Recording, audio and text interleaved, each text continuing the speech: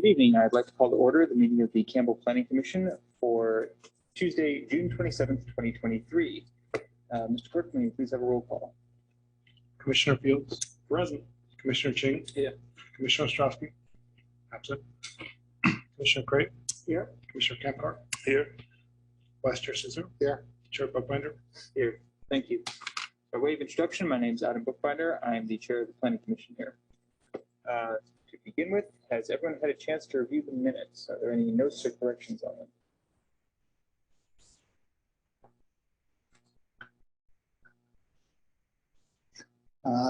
I'll move to approve the minutes of, what's the date? June 13th.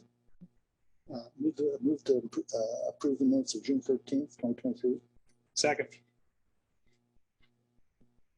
May you please have a vote?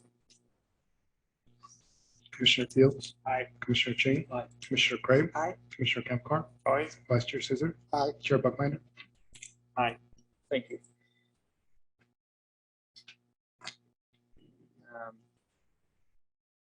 Director Eastwood, do you have any communications, agenda modifications, or postponements notified the commission of?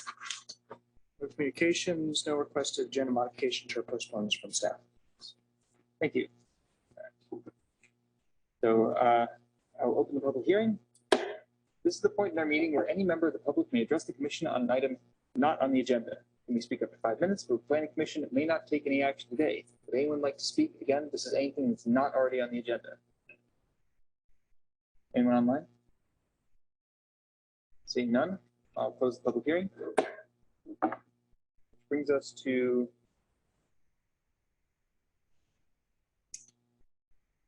item 2 on the agenda.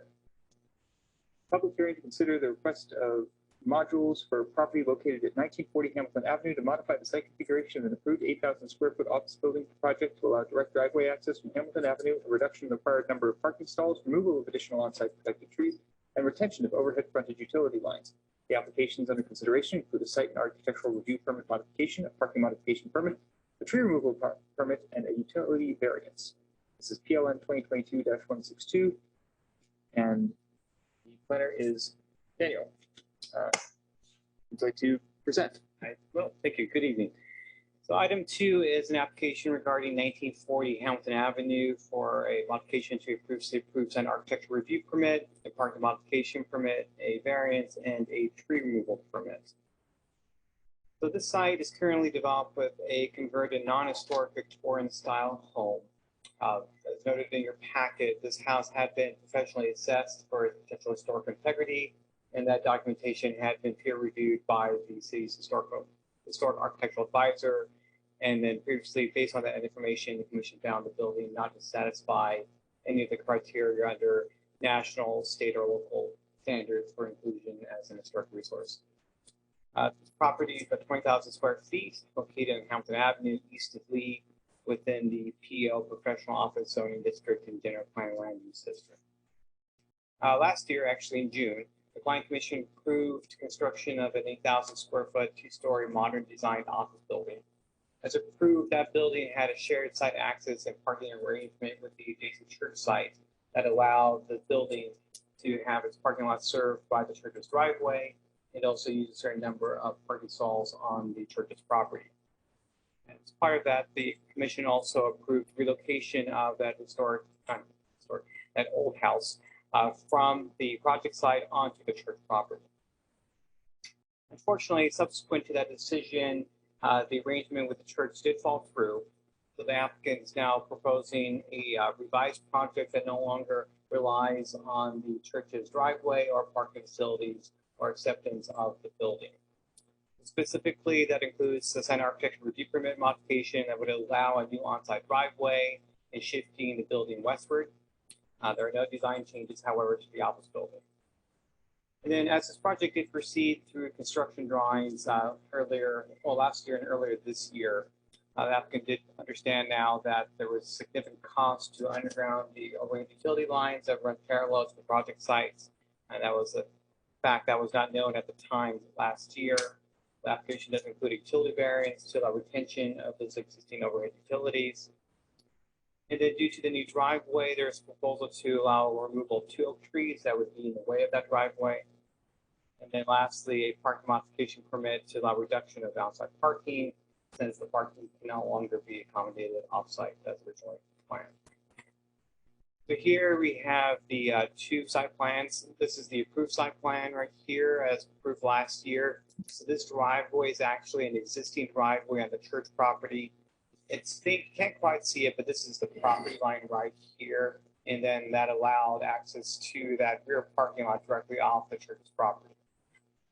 So without access to that driveway, the proposal does move the building over a bit and then has a new driveway that would take access from the easterly side of the site.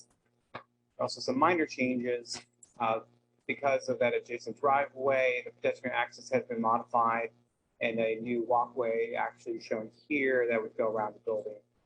Otherwise, the overall general feel and look of the project will remain intact. In terms of the parking modification permit, so the city zoning code requires 36 parking stalls at a ratio of 1 stall per 225 square feet. 22 stalls are proposed as part of the project. That includes 20 vehicle stalls and 8 motorcycle stalls that are counted as 2 stalls. And that results in a 14 stall deficit. So the basis for reduction is several fold. One, the applicant does note that the IT parking generation manual would only require 24 stalls at a ratio of 3 per 1,000, suggesting that the city standard is quite high. Additionally, importantly, as we go, the COVID-19 pandemic has led to an enduring change in remote work, suggesting that parking requirements, particularly for office, do need to be re-examined. And that's actually an effort currently underway by the Institute of Transportation Engineers. And lastly, the project is required to incorporate TDM measures, and the plans do show long-term bicycle parking and showers that will hopefully encourage employees not to drive to the site but instead bicycle. In terms of the tree removal, the table on the right shows the 2 coast live oaks that would be removed. And as you can see from the landscaping plan on the left, those trees are in direct conflict in the driveway. In terms of the utility variance, these are the utilities that run parallel along the project site. Since Hamilton is a major corridor street, it does trigger a requirement for these utility lines to be replaced with new underground service. As noted in more detail in your materials, the applicant did provide an examination of the underground utility substation, basically finding that PG&E's requirements would require additional riser poles to be installed. They would actually, in fact, be much larger than the current poles in place. And the complexity of the undergrounding project would actually impact 5 blocks of the properties around the site and also require communication and coordination with San Jose and Campbell, and results of undergrounding costs upwards of $1.5 million. In fact, that was also reiterated by a letter provided to the applicant by PG&E. So these are very unusual factors that staff does believe warrant a variance and satisfy the findings for approval of a variance. In recommendation, staff does recommend that the Planning Commission approve the site architecture review permit modification, parking modification permit, tree removal permit, and a utility permit. Thank you for that presentation. If you have any questions for staff, let's start on this side. There was one, thank you for the report. There was one quote in there from PG&E that said, whenever the power lines are underground, it makes PG&E's work more difficult, time consuming, expensive. Was that about this project, or is there like a more general issue about, because I understand the city requires this in certain instances. Does PG&E not want that generally? This is a more broad question than just this. Yeah, I'm afraid I don't really interact with PG&E enough to provide a concrete answer to that. Okay. My only other question, like the number of motorcycle spots to car spots seemed high. Was that I can ask the developer that also, but did that come up? It's a way to try to squeeze some more parking in. I mean, the code does allow for a 4-to-1 substitute in parking lots that have at least 20 parking stalls. So this is at the bare threshold for that eligibility. Got it. Great. Thank you. No questions. Commissioner Craig. Yeah, just a couple quick ones is, so I know we're losing 2 more protected trees But if I read that tree legend right, all the red X's those are all trees we're gonna lose, Correct. Most of the trees that are being removed are too small to be considered. not protected, but we're losing like 9 out of 12 trees. Quite a large number of trees. They're preserving the large cedar trees on the other side of the Yeah, property. yeah, I know a couple of the good ones, yeah. That's actually why the walkway is shown as on the left. That's a PG, post granite, so minimize any impact to the root zone of those trees. The total number of protected trees we're losing are just those 2. Yeah, one of the cedar trees did fall during the storm. Oh, okay. Mother Nature. Are we, the city of Campbell, are we going to change our parking requirements after the ITE updates their numbers? Are we doing something like that? Because this parking stuff comes up all the time. Yeah, I don't recall if the parking update is in our general plan, but that at some point we will likely need to reevaluate parking standards, particularly for office. Common theme. And the other common theme, of course, is the utility lines. But I just want, just to be clear, the fact that they are now going to keep the utility lines where the developer originally were going to underground it, that has nothing to do with the failure to come to the agreement with the church. Thank you. Yeah, and just to reiterate too, that staff did explore to see if there was any way to try to coordinate the utility undergrounding with the church site next door. The church site is a housing opportunity site, and the church has expressed interest in developing for housing, so that would have required undergrounding as well. PG&E responded that there really would be no cost savings to try to do a combined project. It would still be very complicated and very expensive. One quick question that reminds me though, and I think it was in the report, but the church property is on our housing. Yes. Okay. Thank you.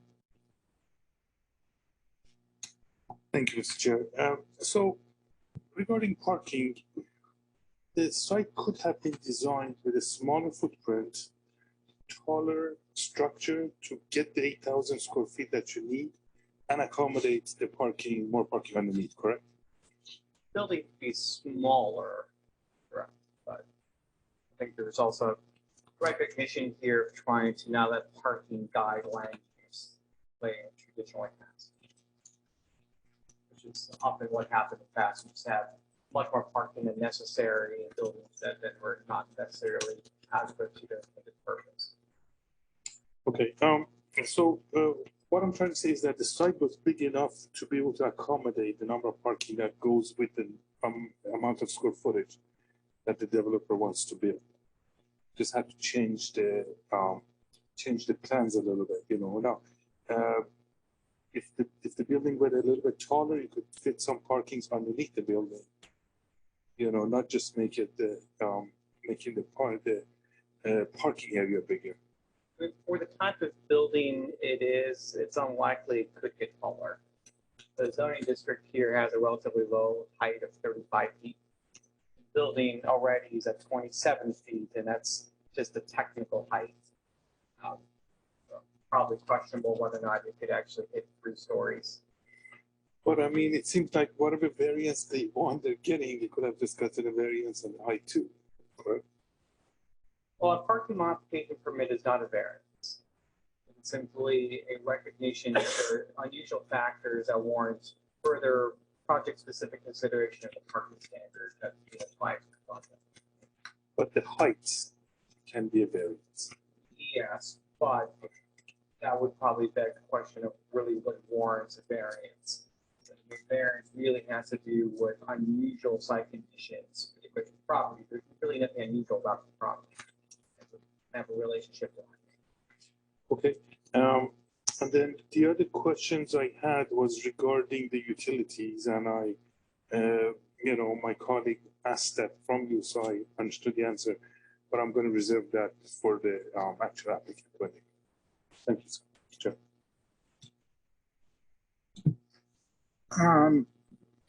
So first on the removal of the trees, I didn't get a chance to go over and look at the site again, but that eliminates a lot of barrier with the adjacent property, doesn't it? Yes, I mean, unfortunately, the revised configuration does have a greater impact on the adjacent property. And so there's no room to plant new trees there, it doesn't look like, and it looks like all you end up with is that there's an existing fence. There is an existing fence and they are installing some shrubbery along that edge. But there's not going to be a barrier as high, right? Correct. I mean, the city does have screening requirements between different land uses, but those requirements really pertain to differently zoned properties. The property next door is professional office. It has a non-conforming duplex, but long-term it's not intended to be residential. That said, I mean, the commission fall within purview to require enhanced barriers or fence, for instance. Yeah, okay. That was a concern to me. The other thing, I'm gonna play a little devil's advocate here. You know, one of the arguments in favor of reduced parking is that there'll be you know, less employees, maybe more doing virtual, you know.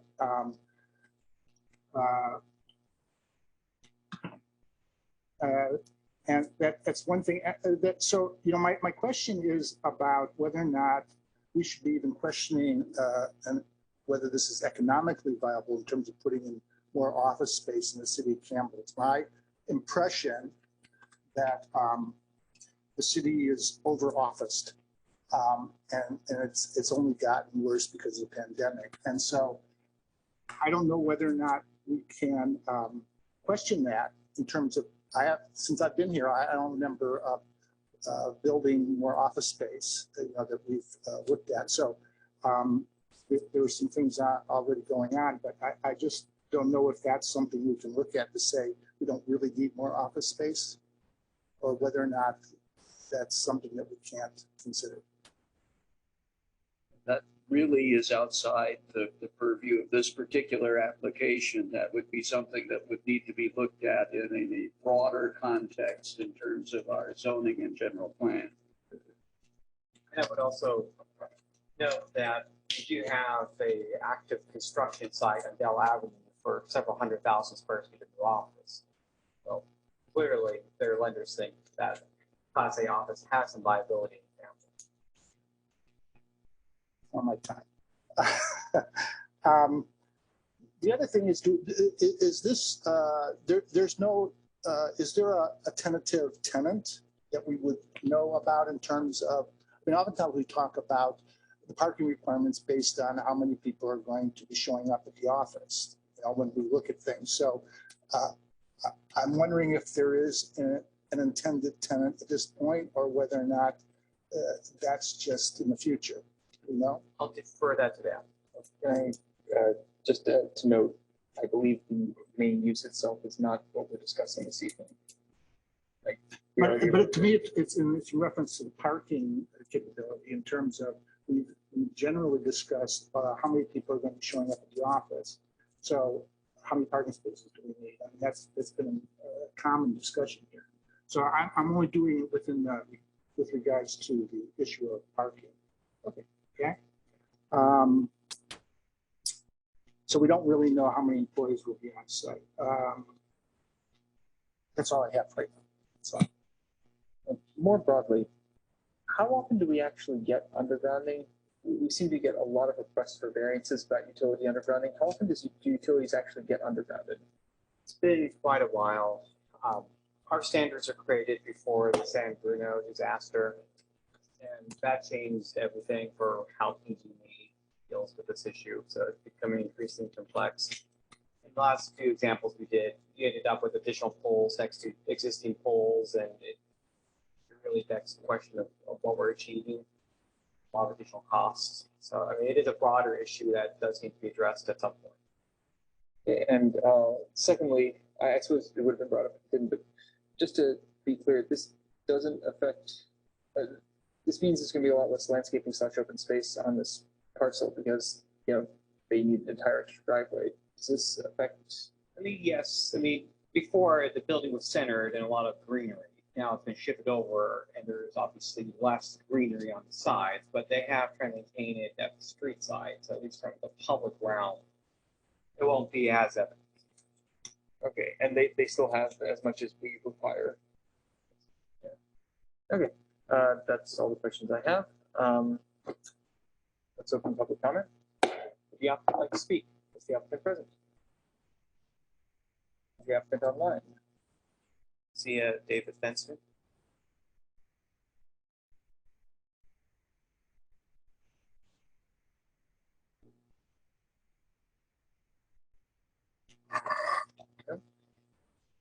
Okay, if they're not here, would anybody else like to speak on this item? Do you have any raised hands online? I'll close the public hearing. Let's get discussion. Let's start this side. Chair, can you hang on just a second? Is Daniel, you trying to get the applicant? Are they not here? Were they expected to be here? I mean, generally, yes. I would expect they would be here. They knew of the meeting. I sent them the agenda packet on Friday.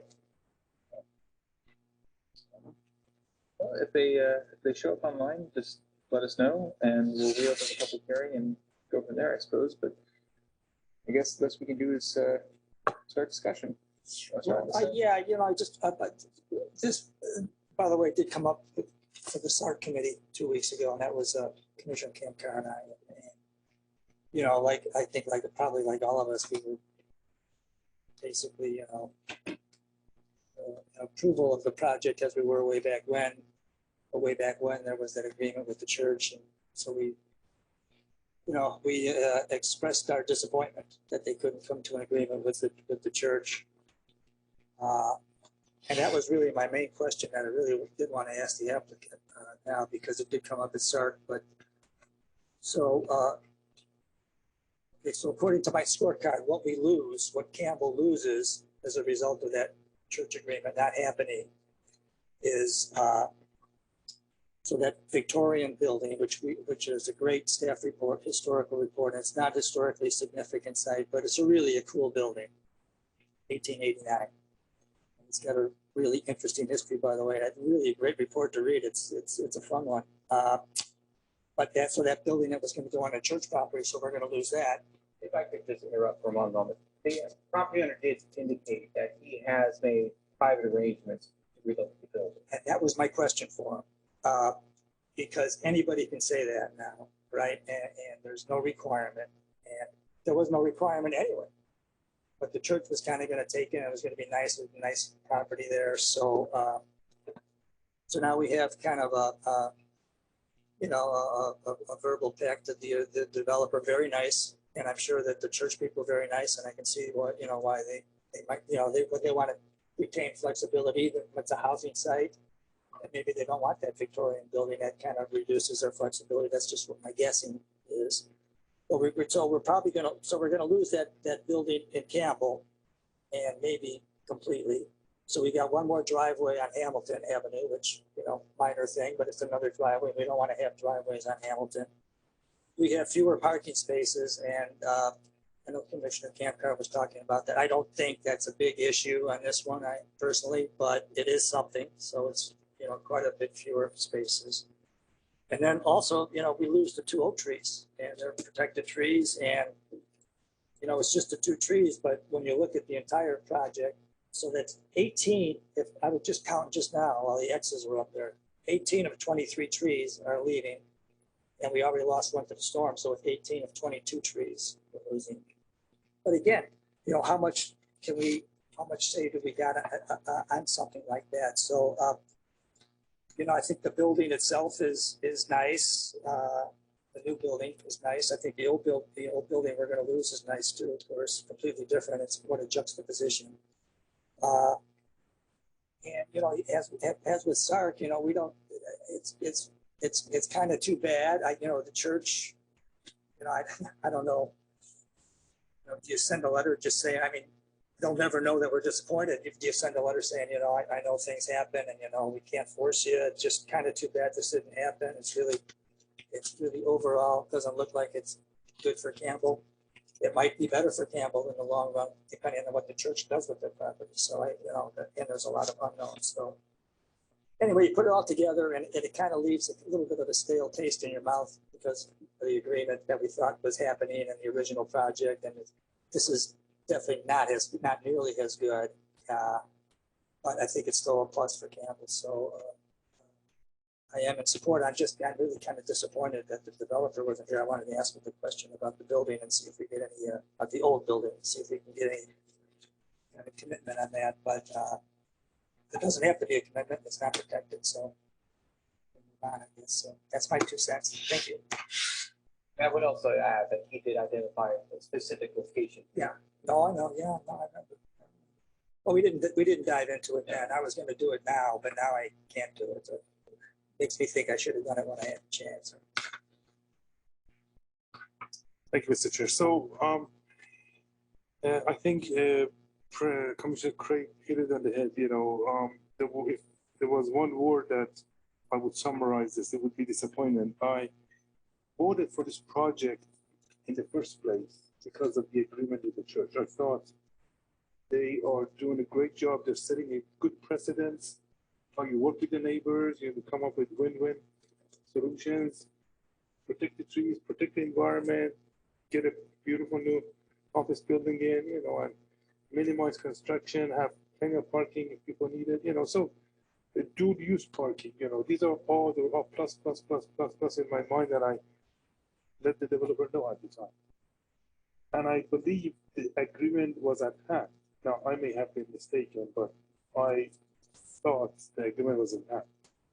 Then when they come back and they go, and they said the church sort of upped their price, and I wish the church would be here so I can hear from them to know what their story is. But then the church sort of backs out, so according to them, and so they have to come up with this new plan. Oh, and by the way, the undergrounding they were going to do, now they don't want to do because of the extra cost. And all undergrounding costs money. Nothing is cheap. Back in the old days, I'm talking like 5-6 years ago, it was $500 a foot. So if you have a 100-foot of 100-foot of frontage, $50,000 just go towards undergrounding towards PG&E. Now the price is probably higher, probably $1,000, but maybe $200 a foot. It's a lot, and I understand, and I don't think they should be burdened by this full cost. But I think they should be paying something towards the fund, and when the time comes and they do want underground, they use that fund as their portion of the as their contribution to the project. So that was the other issue that I have with this project, and then of course the house, that Commissioner Craig referred to. That was another plus that I felt. Now the architect was there and he said, "Oh, we found something and we're going to transfer it." And I'm like, "Wait a minute. First you said you have an agreement, now it turns out you don't. Now you're saying vote for this. We have somewhere to take this." I mean, I'm like, I need more proof at this point, and so I guess that's what I want to say. I think it's a beautiful project. I think the plans were done nicely, both architect and civil engineer, landscape, all those are great, compliments to them. It's just the way they're going through it. And I hope we don't go through that again where somebody says agreements are at hand, and then once they get our votes, they go, "Oh, they changed their mind. Sorry, no agreement is at hand." It didn't sit well with me. Thank you.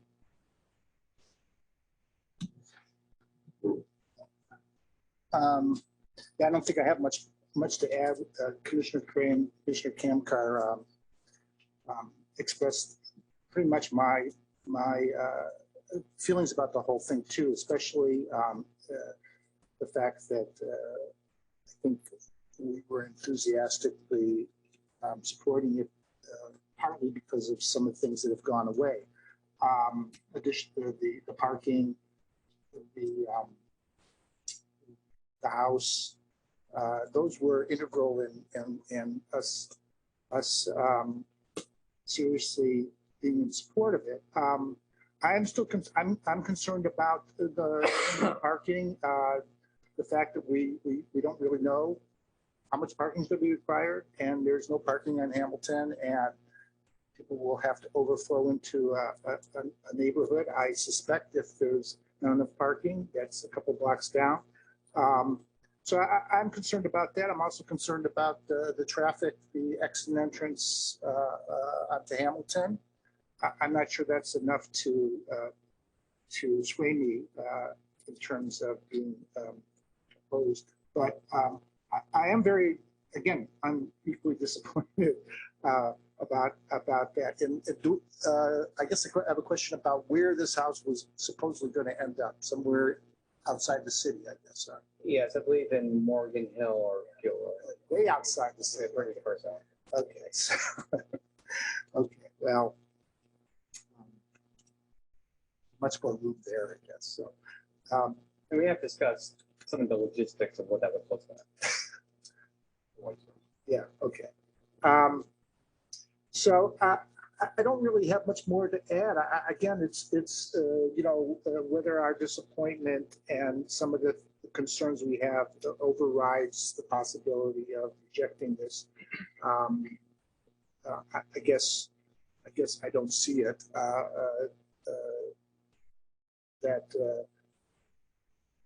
Again, I would love to be able to know that there's going to be a tenant and that there's going to be a certain number of employees, but I guess that's not necessarily something that you can require of somebody who hasn't started the project yet and is going to build an office building and they get their tenants later. So I guess I could understand that. I guess I will be supporting this despite my concerns and disappointment of that. Thank you. Mr. Field?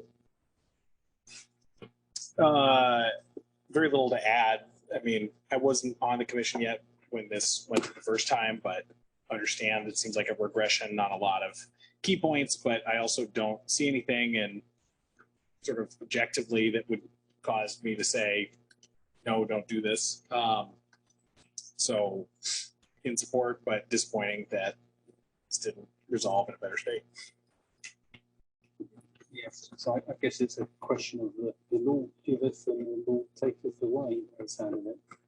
So I don't have anything to really share the frustration. We'd love to ask the applicant in the church what happens if the church is developing something in the future. Something we should bear in mind if they change their minds like that. Yeah, not knowing the details, but just something in the future. But I'm in support. I'd like to echo what my fellow commissioner said about I'm disappointed that we're getting a redundant driveway, more unnecessary paved area, less green space. It's ironic to push for fewer driveways, more parking. Be confused. But I think staff makes good cogent points. The differences, the variances they're asking for are all well justified, and certainly there's nothing that would justify getting rid of the project. I understand that some of us may have concerns about is there really demand for office space, but I figure the applicant who has skin in the game, if they've made a terrible decision, they'll lose their shirt. And so they have every incentive to not make a mistake on that one. There's no further discussion. Do we have a motion? Can I try something? Sorry, thank you. Since the applicant is not here, is it possible to continue this item until they can make it? It is. Because it is. I would just comment, not that it has a direct bearing to the findings for approval, but it would continue the meeting for a little while longer than just next meeting. This is the last meeting a project can be decided upon under the current stormwater permit. So any action after this meeting will require some re-engineering of the stormwater plan for the project, which would result in additional cost. well, actually, I'm pretty familiar with the stormwater issues, and other than I was under the impression that since the project started before July 1st, it wouldn't be subject to the new. And the only thing the new does is they have to treat the off-site portion. Yes. That's the only difference. Yes, but any project not decided upon by July 1st. And unfortunately, the city has yet to develop any standard details or any offsetting plan for right-of-way treatment means it needs to be the engineer for every project. I wish, I'm sure the architect knew that. I wish there would have been more reason for him to show up. But in that case, then I withdraw my motion for continuance. I just got an email that he's just got this. He's hopping on. All right, I'm, unless there are objections, I'm comfortable with giving him 5 minutes. We can ask some questions.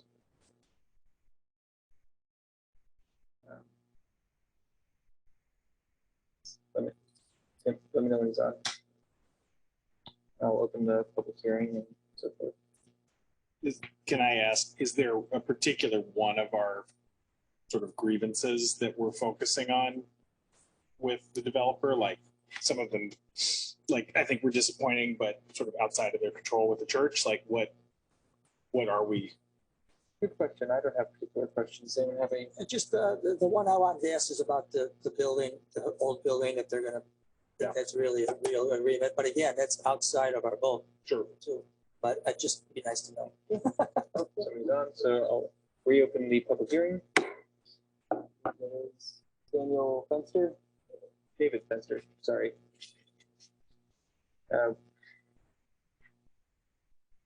Yeah, but I am here. Sorry for the delay. There was sorry, I had.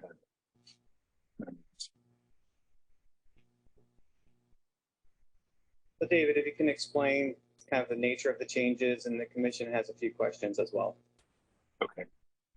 Thank you very much for the opportunity. The nature of the changes was largely driven by an agreement that was previously in place the last time we came in front of the commission between the property owner and the adjacent church. And that agreement was in regards to the drive aisle, that there was going to be a shared access agreement that would allow this property owner to use the church's drive aisle to access the property, which allowed us to place the building kind of more centered in the site, keep all of the existing trees, do away with a curb cut on Hamilton. There was also an agreement in place that there was going to be a shared parking. So it allowed us to be able to use the church for overflow parking.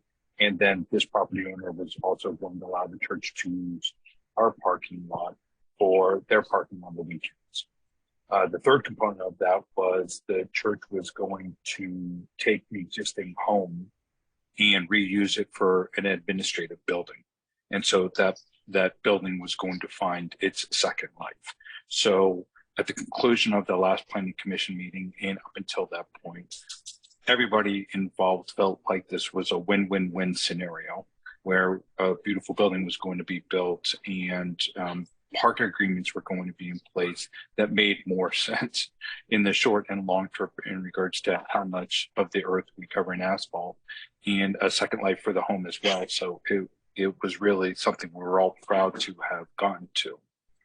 Shortly after the commission meeting, and I don't know the specific details of it, the church reneged on that agreement. At that point, they were either proposing a exorbitant fee to the owner to basically pay for rights, or certain parts of it where they were not going to allow that at all. So the owner of the property decided that the only way that they were going to be able to get this building moved forward was to do the entire project within the property boundaries of this property. So we had to literally go back, try and figure out how to move the building on the property to account for a drive aisle, to account for a curb cut, to meet all of the utility requirements, to try and revise the parking lot, to keep all of the existing trees in the front, to minimize as many of the existing trees on the east side of the property as possible from being removed, and kind of rework the site. We also had to modify the bioswale and the water drainage on the site. So it was an unenviable and difficult task in order to be able to do that. But we went through that process in order that the owner could still develop this building the way it was originally intended.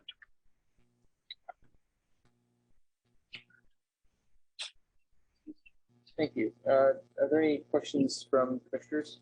Yeah, David Mike Cray here, one of the commissioners, just wanted, it came up at SARC, but I was just interested in the old 1889 building that's not historic, but you guys, you indicated that the developer was going to preserve that building and maybe relocate it to a site in Morgan Hill. Is that still happening?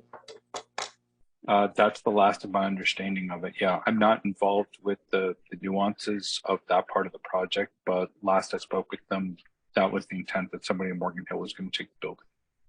Well, do you know, was the owner of that site, there was no requirement, I guess, that the owner preserve that building, correct?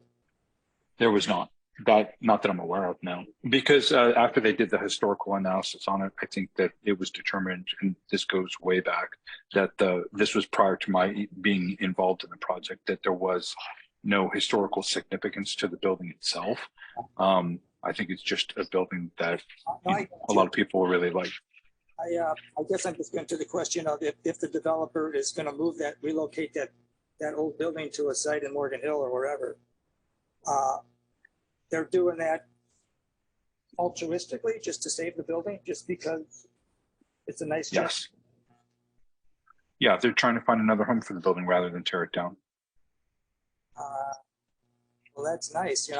These things kind of go by, if they actually does happen, and I know there's no requirement that it happens, but if it does happen, it would be nice if the city could somehow thank the developer for that little bit. And also, again, I don't know, I know it gets tricky, not pointing fingers. We don't know what happened with the agreement, but I don't know why the city can't just write a letter to the church saying, we know we had this agreement. I know it wasn't in stone. I know you guys are doing the best you can on your stuff, but here's why we're disappointed that that agreement didn't happen. Otherwise, I mean, I think the church was here when we originally voted on it. Otherwise the church says, well, big deal, no harm, no foul, I guess. But again, I don't know. They were at the prior commission where we brought this building in front of the commission the first time. They were there as part of almost the team, because they had a submittal in the process for moving the administrative building and revision of the parking. And I think they were having to remove one or two of the existing redwood trees on their property to handle that building. I think, again, this is more rumor than fact, had something to do with whether the church has long goals to possibly sell their property to housing development or something along those lines. But they pulled back pretty hard, and this was after we had already gotten everything approved. Well, I think we can't. I'm sure they have good reasons on their side, but it is disappointing. Yeah. Thank you for answering my questions. That's all I had. Thank you. You're very welcome. Mr. Chair. So, David, I was also at the SARC meeting when you were presenting. So there is no possibility that church can still take the building even though the driveway agreement is not happening? Again, I'm not involved in the discussions between the developer and the church owner. My understanding is they said no, after the entire process they went through, they were no longer interested in taking it. I think that, again, this is more just speculation or tidbits of whatever than anything I've gotten in writing. Was they were getting astronomical costs for foundation and utilities and other things. And again, maybe it just didn't fit into their total long-term plans for what they want to do with the property. Yeah. Okay. Yeah, that actually makes sense. Prices are really different from a year and a half ago. So, that's true. Thank you. You're welcome. Go ahead. Yeah, David, this is Commissioner Zisser. Just one question in terms of the changes going back to the drawing board, so to speak. Was there any consideration for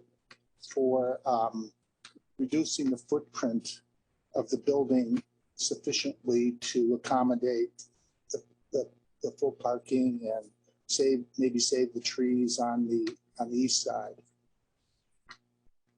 So the trees on the east side that ended up getting removed, we felt weren't, and I don't want to say that they're not important.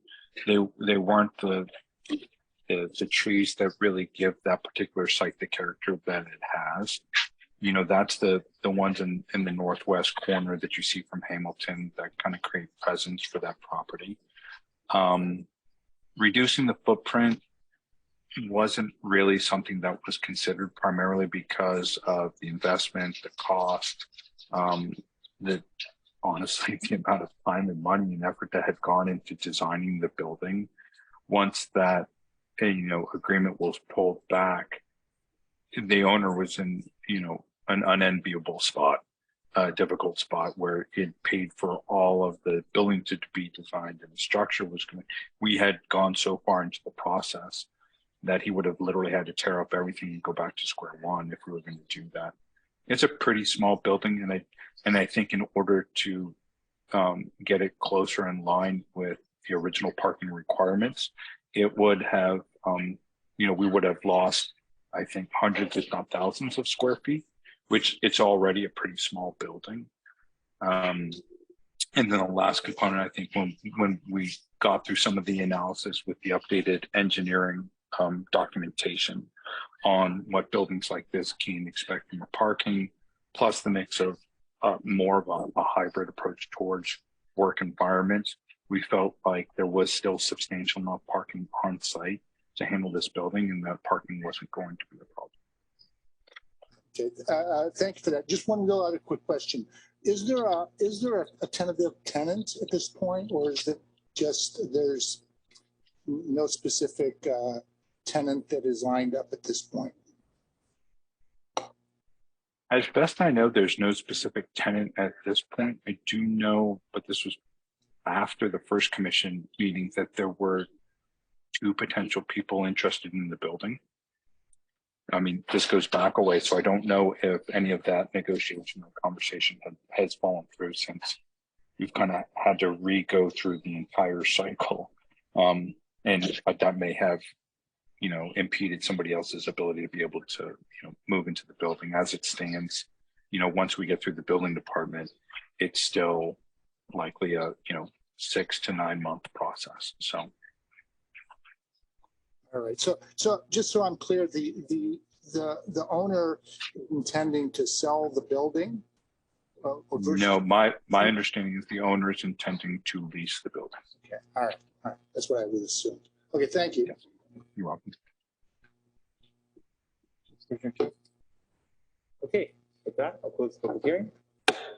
Unless we want to go through more discussion, someone wants to make a motion? I'll make a motion that the Campbell Planning Commission pass a resolution approving a site and architectural review permit modification, parking modification permit, tree removal permit, and a utility variance to modify the site configuration of an approved 8,000 square foot office building project to allow direct driveway access from Hamilton Avenue, a reduction to the required number of parking stalls, removal of additional on-site protected trees, and retention of overhead frontage utility lines on property located at 1940 Hamilton Avenue, file number PLN 2022-162.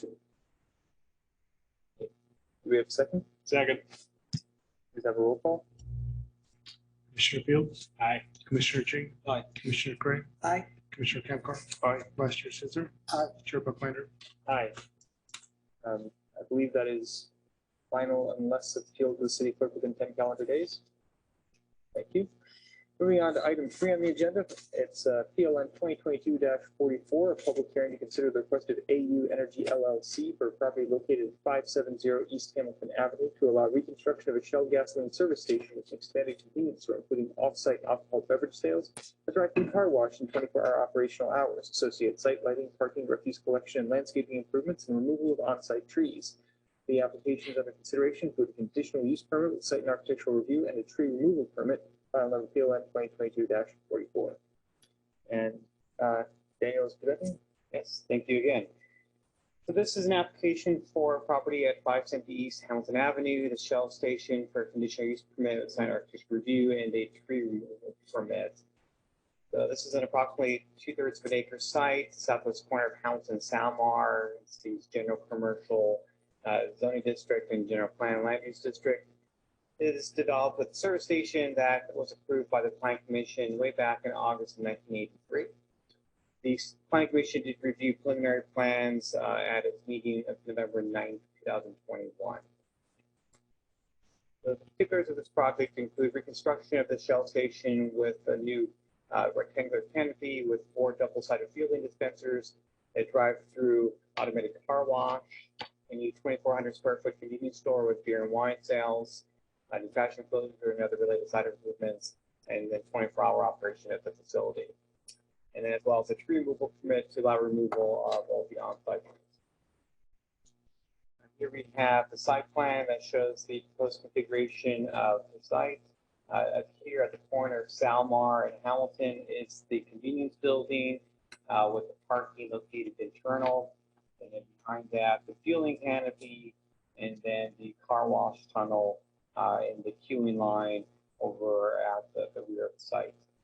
Driveway access would be provided on the site here, along with a portion of the adjacent property that's under an existing easement. It's already physically developed this way. And then with a driveway connecting onto Salmar Avenue. In terms of design, these are renderings provided by the applicant. This shows the building at the corner, and these are illustrated elevation drawings. So here in these perspectives, we're seeing the convenience market here and at the bottom left, and then the car wash at the bottom right. And then we have the material board showing the color palettes and the materials that are proposed.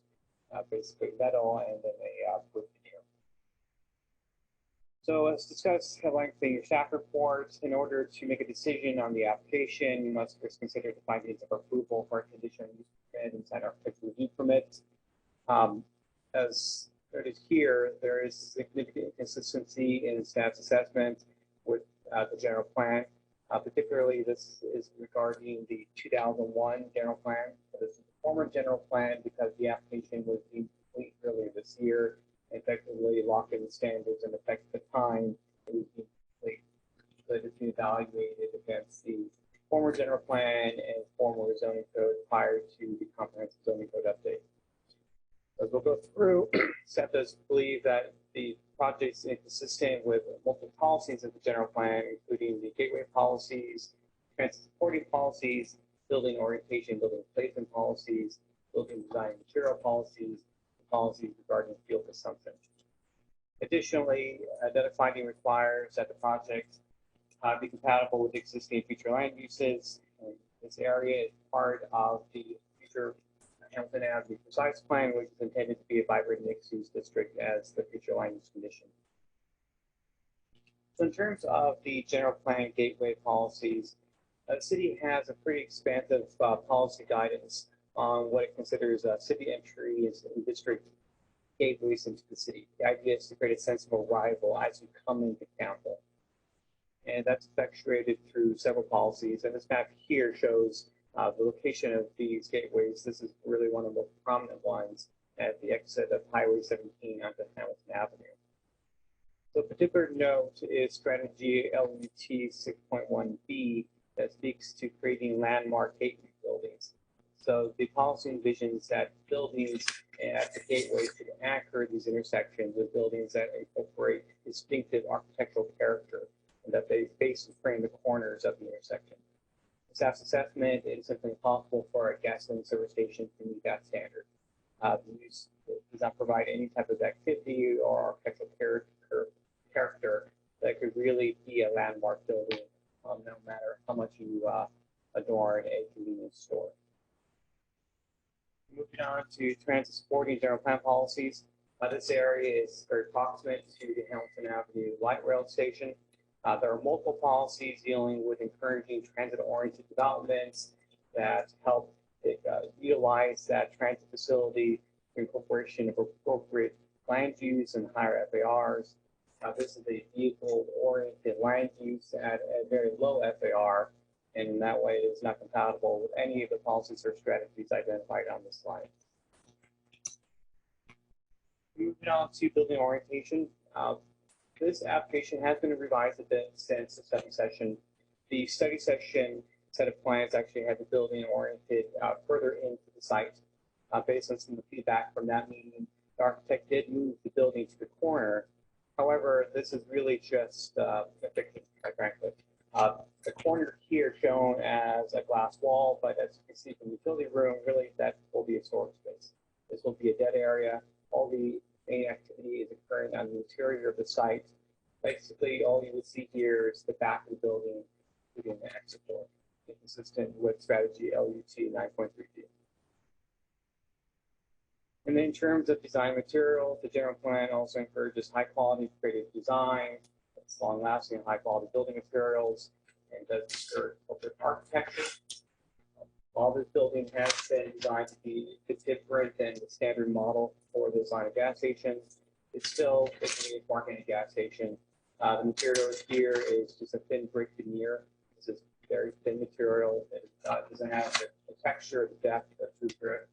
And it simply does not meet the status assessment again, either policy LUT 9.3 or strategy LUT 9.3.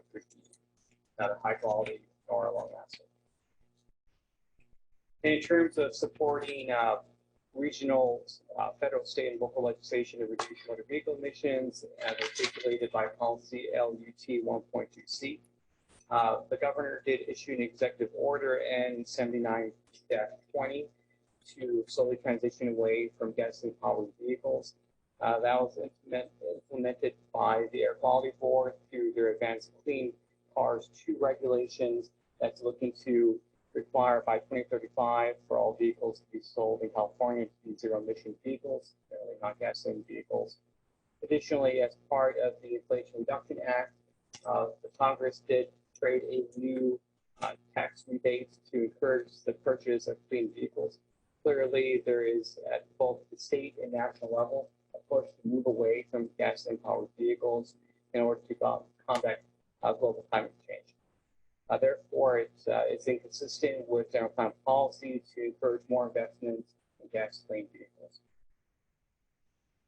And then lastly, although the Hamilton Avenue Precise Plan is part of the new general plan, it's clear that the area that we are addressing is intended to be a residential, commercial, and office area that's incorporating transit-oriented development principles.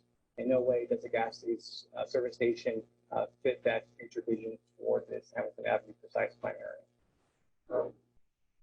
Therefore, due to the inability to affirmatively establish all the findings required for approval, staff does recommend that the Planning Commission adopt a resolution denying the conditional use permit and the tree. Thank you for that presentation. Let's start on this side. Yeah, thanks, Daniel. That was really a very thorough, thoughtful report. And there's a lot to kind of get your head around on this one. So the gas station is there under a CUP. And it can retain there. And this is, I'm looking, to me, the crux of the matter was under additional considerations in the staff report, although there's a lot of good items in there. But so the applicant has the CUP, so they can, that gasoline station can remain there until 2046 as is.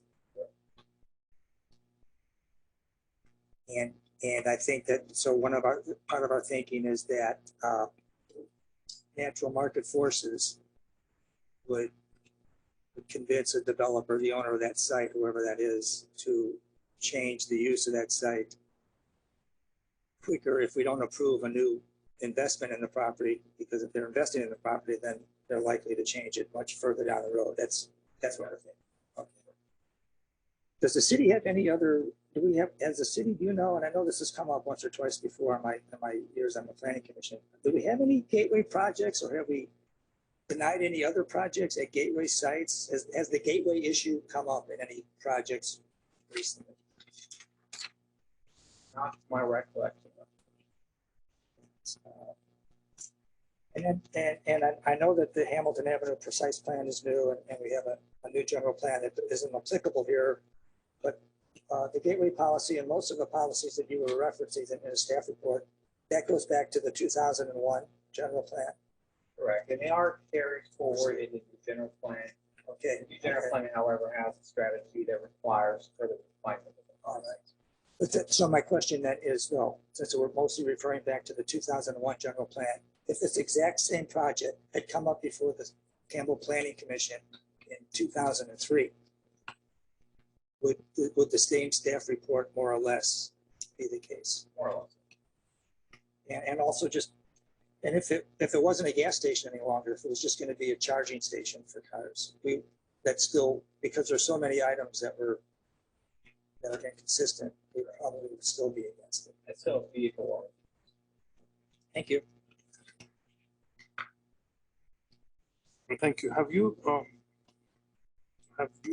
talked to them regarding possibly accommodating charging station? I know we don't have any superchargers in Campbell. That was brought up at the study session. We opted not to include that in the scope of the project. You know, we can't ignore all the news that we've heard in the past, probably, I would say even 2 weeks, you know, since we last met, with all these big legacy car manufacturers are banding together with Tesla to be able to use the superchargers, you know, or not just one brand, but for multiple brands. And to me, these are, you know, these are worth considering. You know, on for one.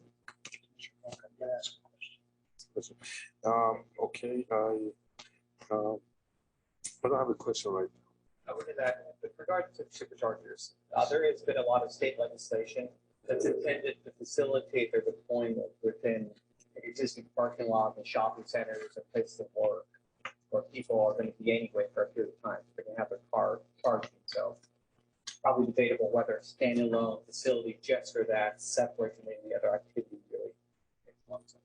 Exactly, you know, but I wasn't suggesting just superchargers. I meant in conjunction with another use. Thank you.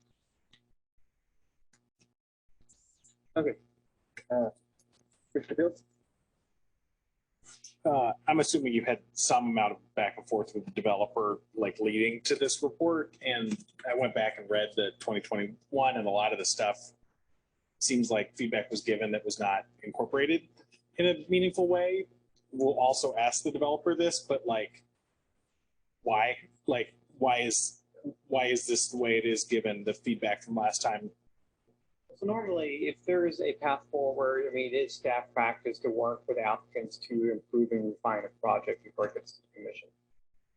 Fundamentally, our assessment is this project is not consistent with the general plan, and there's really no way to get it to that point.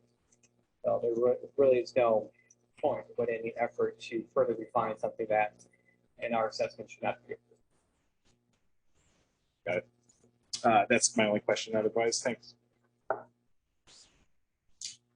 So a couple questions. Did they already have 24-hour operation? I'm vaguely aware the gas stations sometimes do. I believe they did. They had to go back to the planning commission 2 years ago to formalize that. The city had amortized, well, basically required any non-conforming or laid out businesses to come in for a modification of a conditional use permit. I believe that is what happened at some point in the relatively recent times. So why do they need to reapply? Well, this is a brand new facility. Okay, so it's not a modification of existing facilities. Yeah, so they're wiping it clean, so. Okay, so do we generally plan on prohibiting gas stations in the rest of Campbell? Is this explicitly written out in our municipal code or zoning or anything like that? Yeah, this is not suggested any other broader policy direction. Okay, but the areas marked as gateways, we would have the same response if somebody wanted to remodel, reopen, or open a gas station in those areas. No, I mean, a big part of this is that it's near a light rail station. Okay. There are perhaps other gateways that don't have that transit access. Okay, and just to make sure I understand what we're doing here, we're prohibiting updating it. The existing use can continue here. They just can't remodel it. Well, this is reconstructing it. They can do cosmetic changes, and they can certainly remodel the interior. They can paint it. They can replace the underground fueling tanks consistent with state laws, but they can't physically expand the facility. Okay, and I guess more broadly, I definitely appreciate that we're taking our general plan seriously. is there a broader plan to make the area less car oriented, given that we're widening the highway off ramp and that Hamilton Avenue is 6 lanes wide? Suppose that would be part of the precise plan preparation discussion. That is a fine answer. Okay, those are the questions I have. Let's open the public hearing. Oh, I'm sorry. Geez, I am really sorry to do that. I just realized that you were talking. Yeah, you threw me off my rhythm there. I'm sorry. You get the final word there. So, Sorry about I that. do have a couple questions. There was something in the alternative section about CEQA, about a preliminary CEQA. Could you explain that? So a project that is denied by a city is not subject to CEQA since you're not actually taking action on it. If the commission wanted to consider the application in a favorable manner, we would need to evaluate the application more closely under CEQA.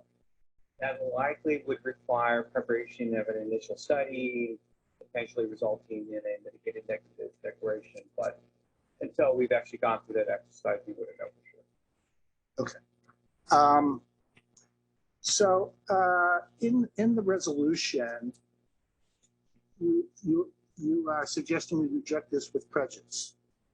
Could you explain what that means? The prejudice is the default, and so this is just simply reiterating that.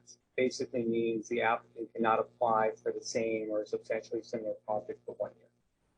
But this would still allow the applicant to appeal to the city council. Yeah.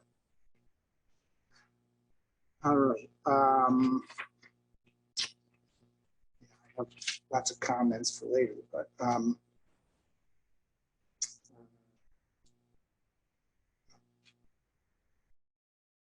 I guess the other question I have for council, for the city attorney, is just a general question about, in terms of rejecting this, are we on solid legal ground? Would there be concern about some legal consequences from the applicant? I don't see any serious concern for a legal challenge. They could always try and mount one, but I think it's eminently defensible. Sorry, that's all the questions I have. All right. Thank you again. Apologies for that. Okay, let's open the public hearing. Is the applicant here? Please come up. The applicant can have 5 minutes, and everybody else, if there's other people, they can have 2 minutes each, and the applicant can have 3 minutes to rebut/close at the end.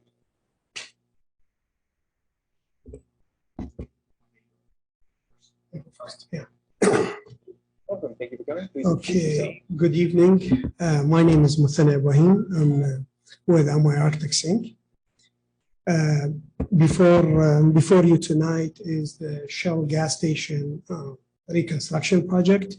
We understand staff is not supporting the project, but I want to go over what are the benefits for the city and the community if we redevelop this project. The first one is the additional tax dollars for the city. Basically, when we improve the income for this property will be much higher, so the tax dollar for the city will be a lot higher.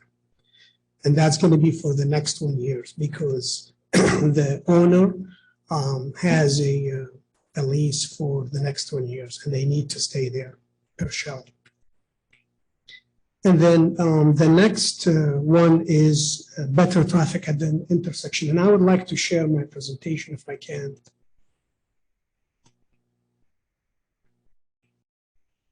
Okay. So currently, this is the as-built basically. And okay, so this is the canopy, the existing canopy. There is 4 dispensers. The marketer is in the middle, the tanks at the rear. We have parking in the back, and the gas station operates with 4 driveways, 2 on Salmar and the other 2 on East Hamilton. Now, our proposed project required only 2 driveways. So we're eliminating the corner driveway on both corners at the intersection. This, in my opinion, gonna improve the traffic in the intersection for the next 20 years because the gas station is not going anywhere.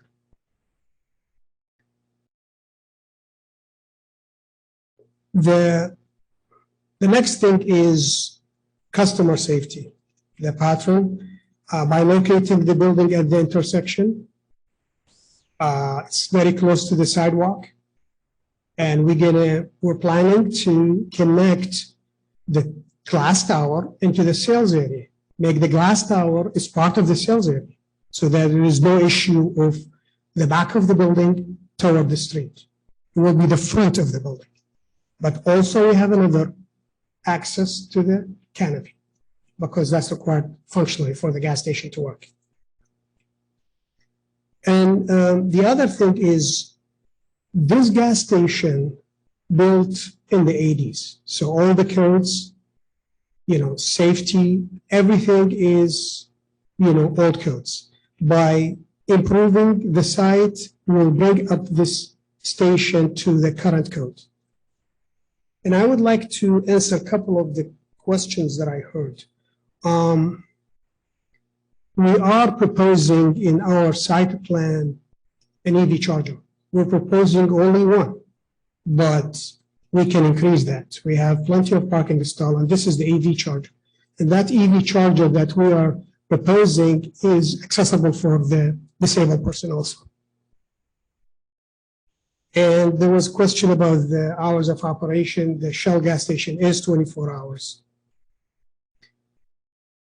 And, along the dealing with the city staff and stuff like that, we did not get much feedback from the city to develop this thing. And I think we did everything we can to improve. We can improve this site more, but we need better communication with staff. Thank you. Hi, I'm Sunny Goyle. I'm with AU Energy. So I just wanted a quick moment to introduce myself. So this site has been with our family. My father started this company back in the early 80s, late 70s. And so we're second generation, me and my brothers. And we own and operate a chain. We're based out of Fremont. Our chain owns and operates about 130-ish locations throughout the state. This happens to be one of them. This particular site is on a land lease. And so we do have a commitment for the next 20 years. I actually have the exact date if needed in my phone here. But we do have a commitment to pay rent on this location till the end of 2046. So whether it's boarded, whether it's the way it is, whatever it is, it's our responsibility to pay that rent, which our company, is on the hook for. So let's just, to be honest. And then in our lease, we are specifically restricted. We use language called mobility stations now, not really calling them gas stations, because in our industry, we're testing everything right now. So we have 10 hydrogen stations out there. We've got 30 different types of charging stations out there at our locations. Hydrogen station examples could be our sites in San Francisco, or our sites in San Jose, Citrus Heights, Sacramento. So we look to build sites so that they can be resilient over time and kind of work with this change as it's going and as it's happening, because no one solution is paying the bills, frankly. So we do need that blended offer. This will allow that for us to kind of help modify that as time goes on. Let's see what else with regards to the station. Yeah, we're in a bit of a pickle. We have single wall tanks. This happens to be the only site in our entire network. For the last 10 years, we've been updating everything network wide. So these tanks have to come out. Unfortunately, if we do that, then the station is going to be the way it is for till the end of our lease. I hate to say this, but then our company moves on to the next site. We would love to improve this, and that's why we've held off on taking the tanks out, because if we do that, then we can't do this. So we are a bit under we need to know soon situation, so which is why we really wanted to have this meeting today. So that's kind of where we're at with all this stuff. A little tidbit or little facts that I always like to share. The convenience store industry sees 160 million people per day in the entire U.S. So every U.S. citizen within 2 days or 2.5 days virtually visits a facility that has a convenience store type element. And convenience stores have morphed over the years. They have fresh food. We have fresh pizza made with dough made on sites. We've got fresh pastries brought in every day, similar to what a Starbucks would have.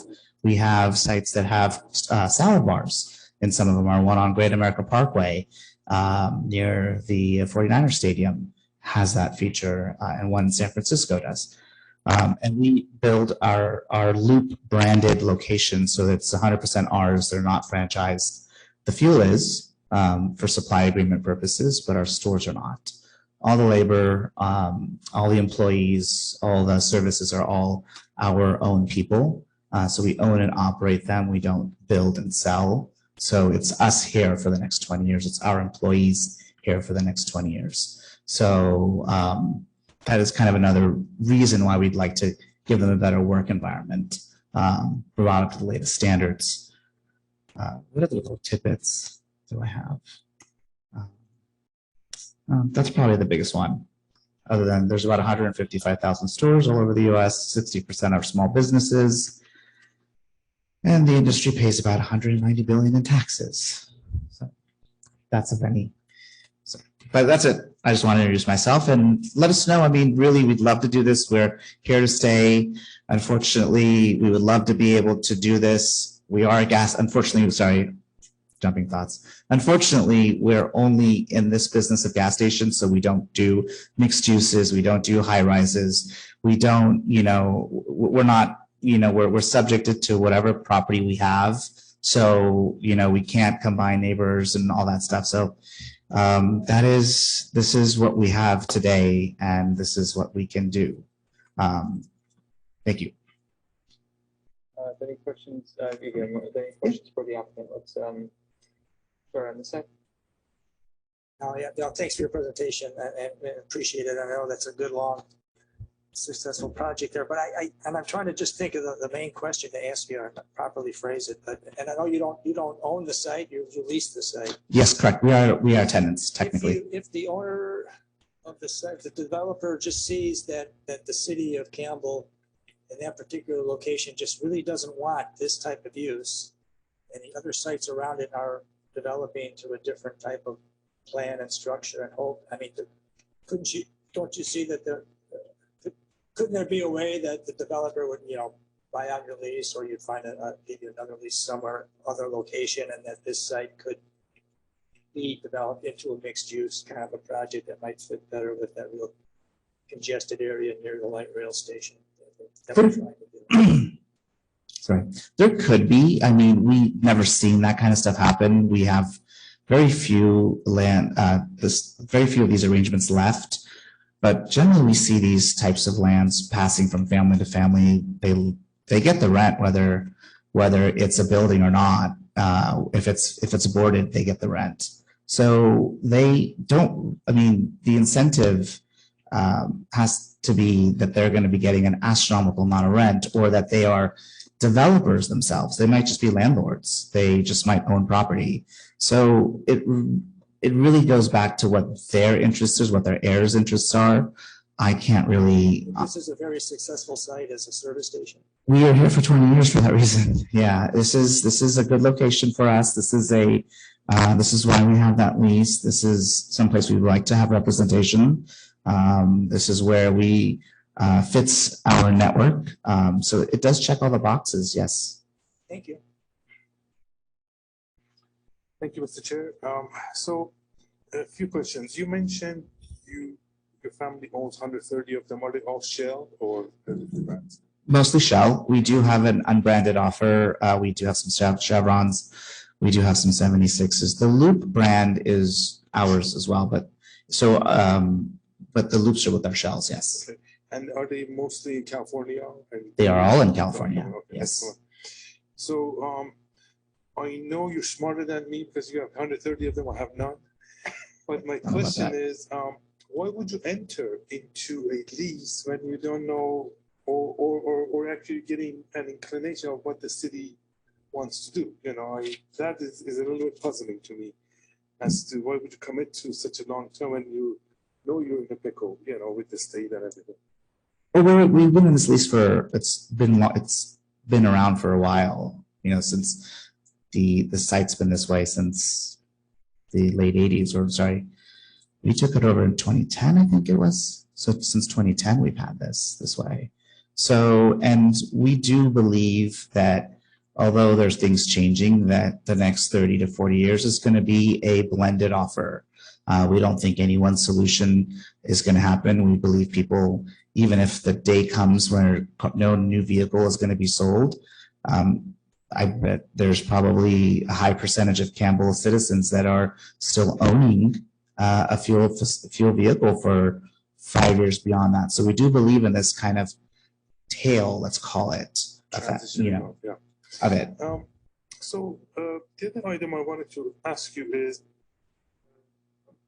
turn it up, is that like back in the, I guess, 1900s, you know, when I guess the railroad was in business, they heard of airplanes and they defined their business as being in the railroad business rather than in the transportation business. And by doing so, they lost their lead and airlines, you know, took over. So why, like you said, you know, if you're a mobility station, why do you stick to gas only? Why not lead the transition to other types? One, I don't know if you noticed, but there's not a supercharger site in Campbell for, I guess, Tesla, and pretty soon for GM and Ford and, you know, Rivian and all the other car companies that hopefully Toyota that will be using those. And so, you know, you may be able to offer that along with other types of development, you know, We're looking into that. I mean, you know, we have the parking for that reason. We have 4 pumps, you know, we have hydrogen stations, which, you know, frankly, the fuel pays those bills. The fuel pays that those bills to install this equipment. You know, a hydrogen station costs, I think, what is it? Anywhere from 2 to 10 million, depending on what you're putting in to put in, you know, yeah. And there's not that many cars yet. So there has to be an economic driver, economic source. Funding will only pay so much. What we've seen, and these are only our, you know, data that we dive into, and so we do see that things are happening, but is it economically viable yet for private businesses? That's the challenge. And the final item I want to bring up is what my colleague brought up with the landlords. You know, I know one of the principals of the company. They were there at the start meeting, you know, and the good news is they're extremely conscientious, you know, and so, you know, I have a good feeling that if this doesn't work out, you know, good arrangements can be made, you know, just to believe in, you know, right. Good people. I mean, yeah, maybe not today, but then tomorrow. So then maybe then the answer is I go and change the tanks and we have that conversation with them in 10 years or 15 years. I mean, it's very well possible. I'm not saying that it's not out of the realm of possibility, but in 10 to 15 years, people's minds change also, and the heirs come in. So I just don't like to commit to things I can't really know for 10 years from now. Thank you. I'll go. Thank you for being here. So just on the lease thing, so I'm clear. You said you took it over in 2010.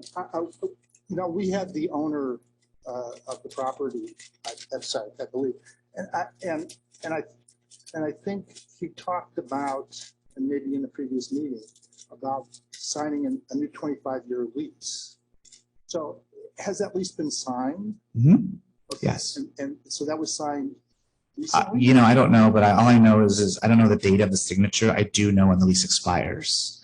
So that's all. All I know is that we're committed to that date to pay rent. But you're not clear as to you can't tell me whether or not the new lease has been a new lease for 25 years has been signed yet? It has, because I mean, 2046 is what I said, so that's basically what, 20 years from now? 20, so it was signed a few years ago. Okay. So the next question I have is by the way, I got a different impression from the gentleman that they were pretty firm about, maintaining the lease. Since the other gentleman mentioned increased tax revenues, is there a number? Is there a number in terms of what you believe in the coming years that this will grow to in terms of sales revenues if you make this change? So what we normally see is we see with the car wash, with that piece, we see with the convenience store piece being it more family friendly, having that food offer. So we generate the tax revenue from there. Gas stations, convenience stores, car washes are one of the most rateable, consistent revenue streams for cities. That's what I've seen versus a hotel, which has its seasonalities or economic cycles, for example.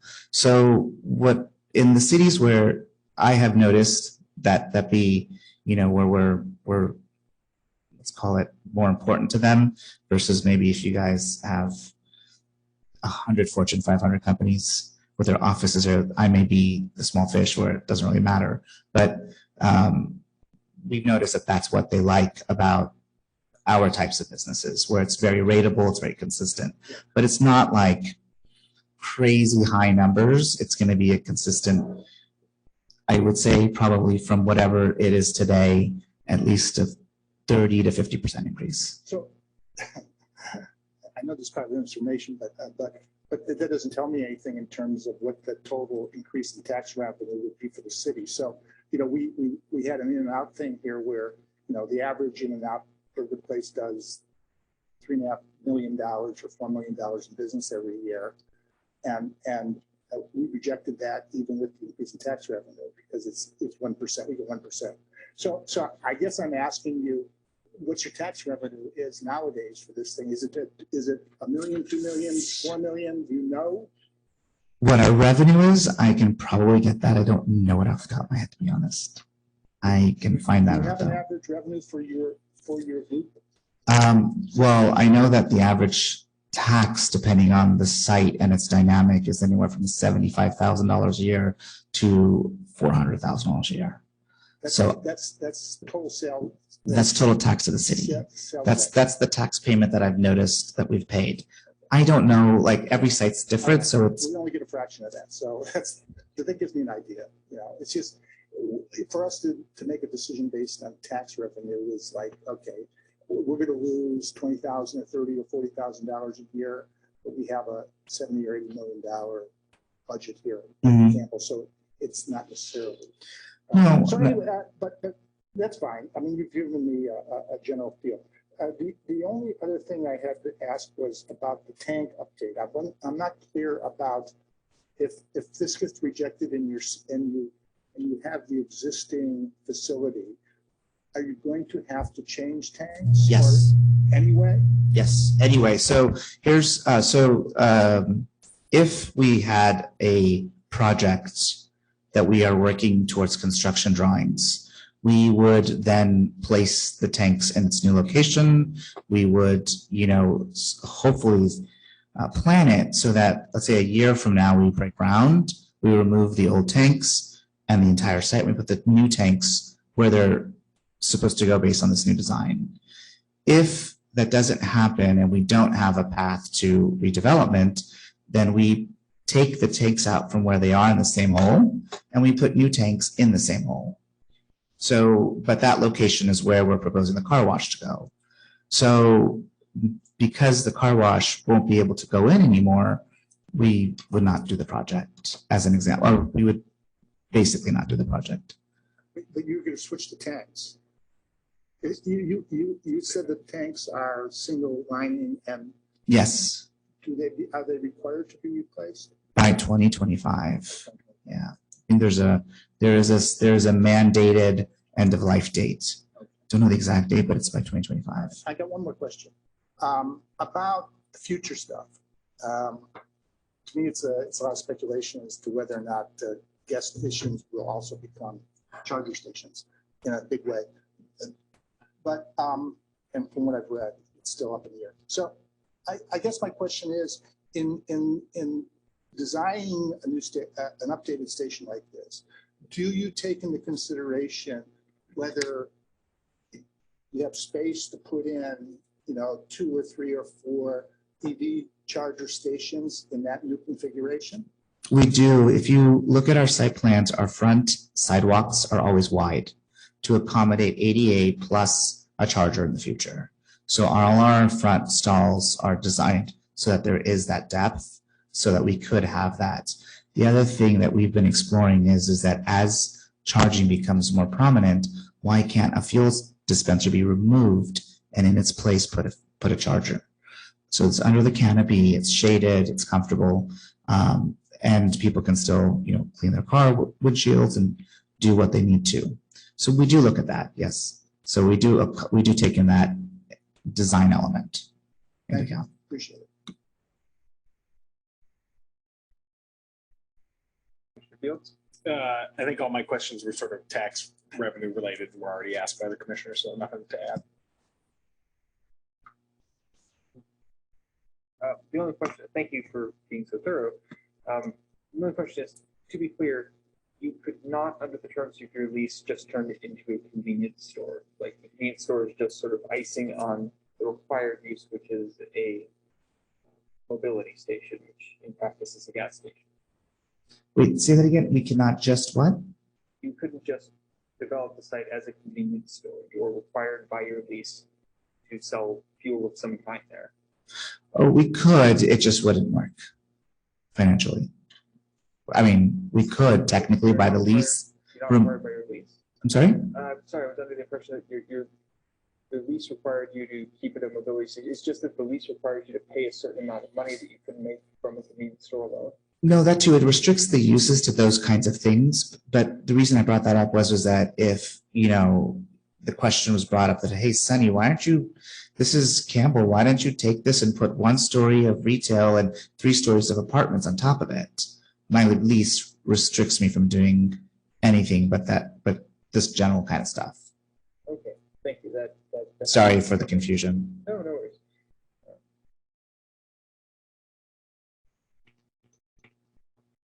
Okay, if there are no other questions. Yeah, actually, Chair, I have one question. Sorry. So, question for clarification. If I hear right, the lease was renewed in 2021. Around there, yeah, somewhere, yeah. So that's when you signed it. So you were perfectly clear what the general plan said about it being a gateway, being consistent with what Campbell City is striving to do.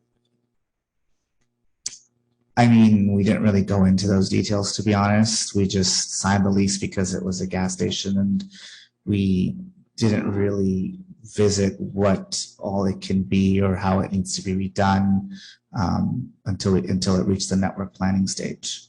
But you were aware that it was against the 10 We objectives. didn't look into it. No, we just assumed it's a gas station. It can be a gas station.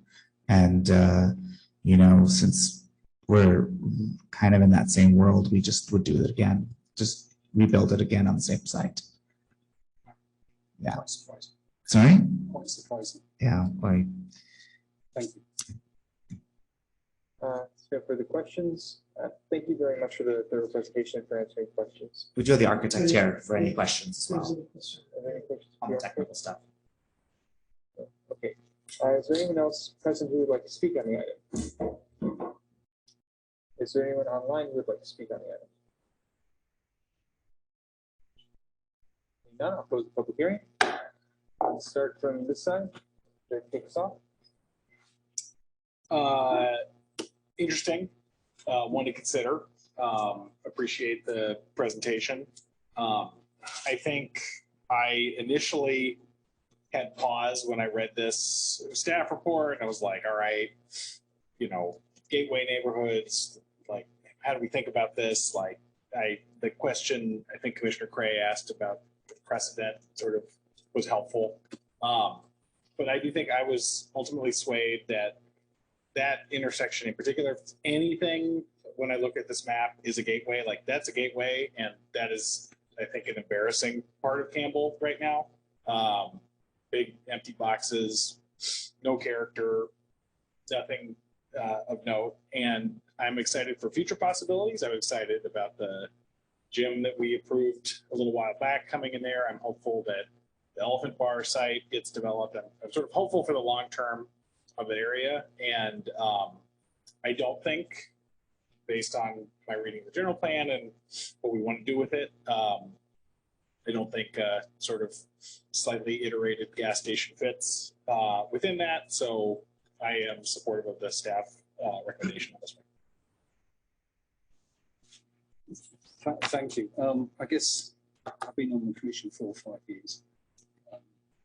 Can't actually remember an application coming up which is in conflict, inconsistent with so many different plans, right? Both from the federal level, the state level, and environmental goals on the city's general plan, right? And not just one general plan, but two general plans.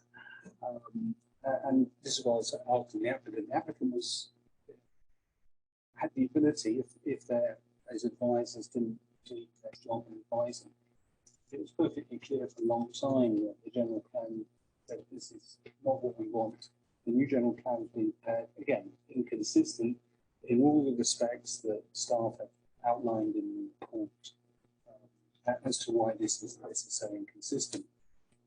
You know, just listening to the applicant and some of the arguments for doing this, you know, the additional revenue thing, very wishy-washy, right?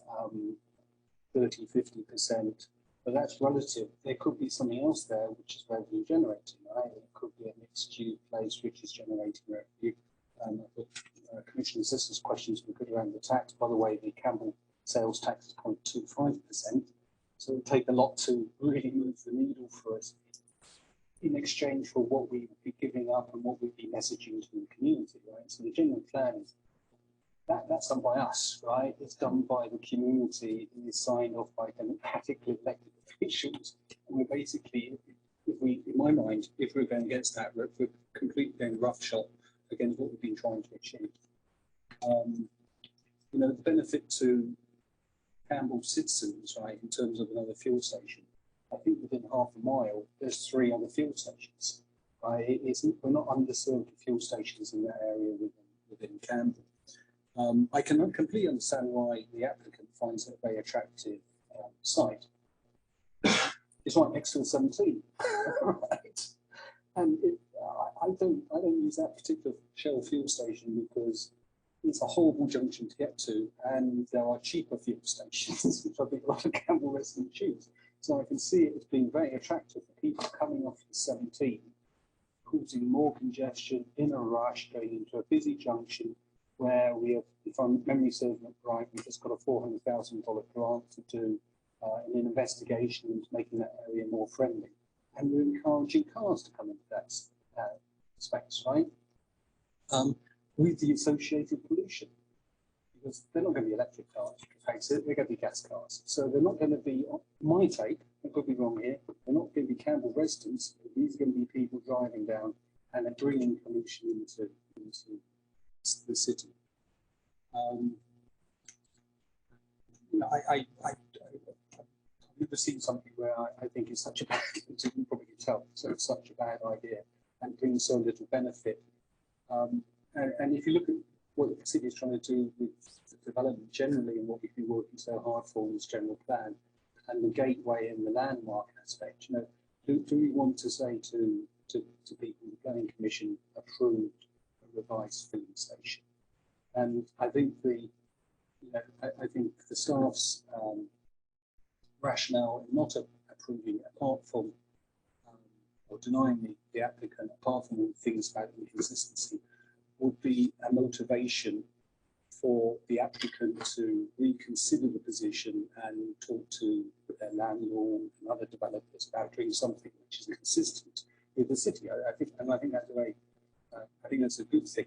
I think if we don't deny this and we go ahead and allow them to do this, there's only one thing that's going to be certain: we're going to have a gas station there for the next 20 years, or 25 years. Sorry, 1946. That's the only thing that's going to be, that's the only thing that's guaranteed. As opposed to if we deny this application, then I think it gives the chance for people to think about this again in a positive way in doing a development which is consistent with what we're trying to do within this community and city.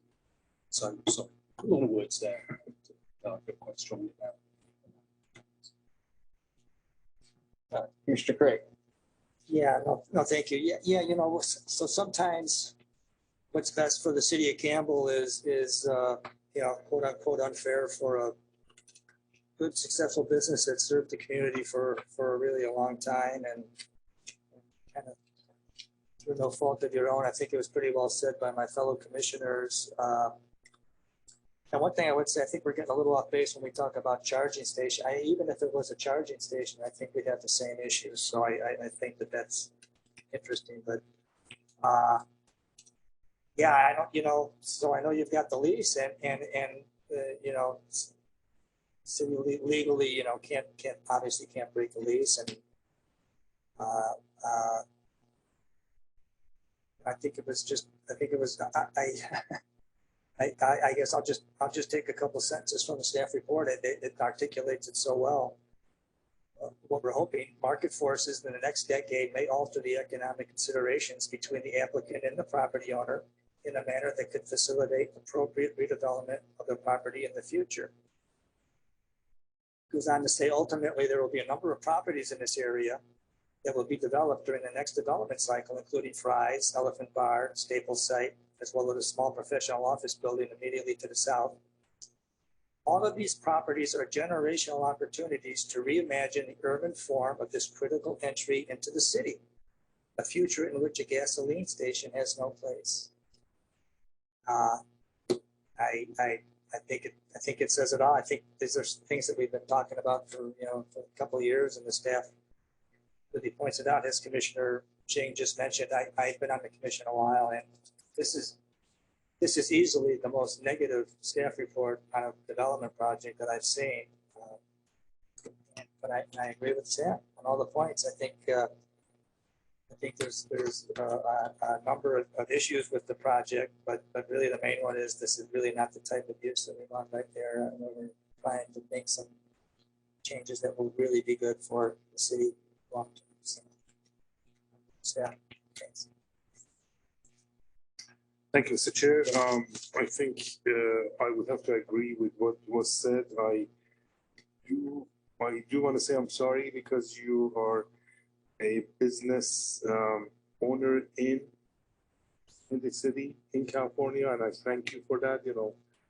I'm not just saying that lightly. It takes a lot to be a business owner. You take risks, and so you develop jobs. So I do want to make sure that you're commended for that. It's just this location that, unfortunately, is pitting us against each other. Otherwise, I think we would be in the same thing. And I do want to repeat my previous thing that don't define yourself in just one type of business. Consider the possibilities. You never know. You may come up with a great idea for the same site yourself. So please be open to that. That's it. Thank you.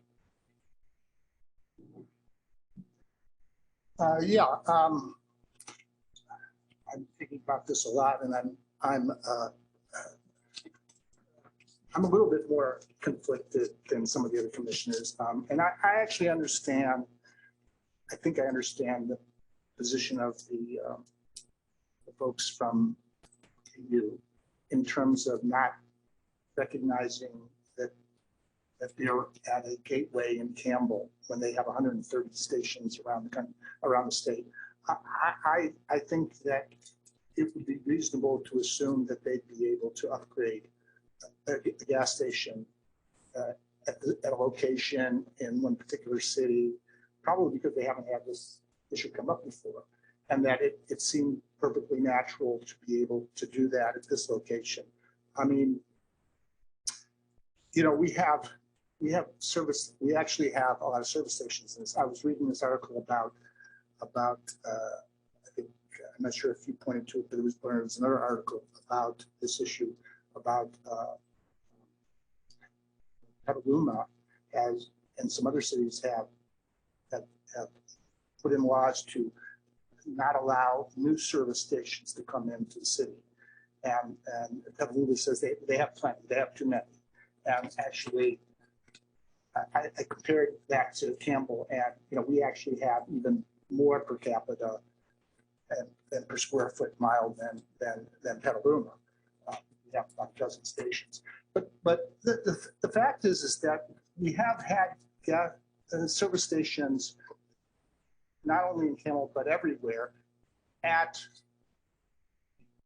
major locations, including most of the gateways. Okay, it's just a fact of life that they're there, and that's most likely. People wouldn't expect that to change in any reasonable amount of time. So, I think I have a appreciation for. I'm not a lover of service stations as necessary either. I'm not a big. I would like to see fossil fuels go away, but it's not the reality of what we're seeing in the world, and it's going to be around for a little while. How quickly it's going to change, I don't know. That's all kind of speculative, and I believe it's going to be a gradual shift. I'm not even convinced that gas stations will be the major place for EV chargers in the future. It seems to be more likely that they'll be where cars are going to be able to sit for a while. And that could be anywhere from a Starbucks to a parking lot, to a parking garage, to a business location. So I'm not convinced of what the future is going to look like in that respect. I also am not, I know this will be shocking to some of you, but I'm not a big, I know it's in the general plan, and we have to, I want to respect the general plan, but the whole gateways argument, I'm not convinced of that in terms of the idea of promote strong identifiable city boundary to provide for a sense of arrival into the city. Campbell and many of the other cities in the area have multiple places where people arrive into the city. We've got, matter of fact, every location that we arrive into Campbell, on one side of the street, it's another city. And on the other side of the street is Campbell. So it's not really arriving totally. And the average person wouldn't know whether you would arrive into Campbell. And yeah, if we put up some signage and some other things to let people know they're in Campbell, I think that's a good thing. But I'm not convinced that we will be able to make these kinds of major changes in the developments such that our gateways will then identify what the city that we're coming in from. Because if you're on El Camino in Santa Clara and you drive north, you go from Santa Clara to Sunnyvale to Mountain View to Palo Alto to Menlo Park, and I challenge anybody to tell me what city they're in at some particular point in their travel. So that's the nature of us being in a metropolitan area with suburban cities, is that we all kind of meld together. I mean, we're surrounded on three sides by San Jose and on the other side by Los Gatos, and most people wouldn't know where they're going to be. And I'm not convinced that we're going to make that big a difference in the next 20 years to make those gateway boundaries happen. So I'm not that upset about having a gas station there. I don't believe that we should be encouraging more development. Putting another a convenience store, it's a convenience store, and it's going to be a convenience store with a gas station. And I don't believe that we should probably encourage that development, because it would encourage them to continue to be there for the next few decades. So I understand both sides of the question, and I certainly, based on my other input from the commissioners, I would tend to go along with, and certainly the staff made a multi-point argument for why it should be rejected, and I think most of the points are certainly strong ways of arguing the point. So I would tend to agree with the commissioners and have spoken and support rejecting of this development. Thank you to the applicant for their explanations. Thank you to staff for their clear presentation, and thank you to my fellow commissioners for really giving this a lot of thought. I'm very clear on having clear, legible rules. I'm really hesitant to do what feels like springing special case rules on an applicant, although the rules have technically been there for over 2 decades. Frankly, a gas station fits perfectly into the existing context there. It's a 6-lane road with busy highway off-ramp. And it's not like the city has historically stuck to its general plan particularly closely. We resolved to remove FAR restrictions. I believe it was on residential properties. Instead, we tightened them. We resolved to prioritize bike and ped infrastructure. Instead, at least for the last 2 years, our capital improvement plan has sent the vast majority of our street funding to cars. Frankly, if we hadn't just gotten funding for the Hamilton Avenue Precise Plan, I'd be really loath to single out one applicant with one hand as we're collecting revenue to widen the highway off-ramp across the street with the other hand. But staff makes a really good point about, like, this is what we're doing going forward. And part of what we've been doing this last year is trying to change the way the city does things, whether that's changing the way we permit things, or changing the way that we encourage infrastructure around the city and encourage mobility. And I believe that staff is actually, that the city is actually going to do that. Although this is difficult for me, I lean in favor of this. Do we have a motion? Motion for planning commission to adopt a resolution reference attachment 1, denying a conditional use permit with site and architectural review and a tree removal permit. Second.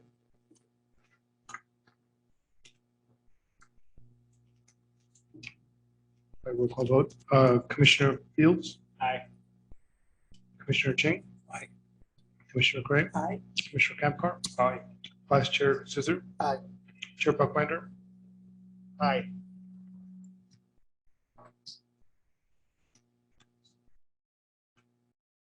This motion is final unless appealed to the city clerk within 10 calendar days. Thank you for your time. Let's move on to item number 4, CLN 2023-65, 801 West Hamilton Avenue. Thank you for your patience. This is public hearing to conduct a compliance evaluation of the existing restaurant, Nagin Restaurant, with on-site alcohol sales and late night hours in response to live events held on the property inconsistent with permit requirements, and to consider the modification or revocation of planning permits in response to property located at 801 West Hamilton Avenue.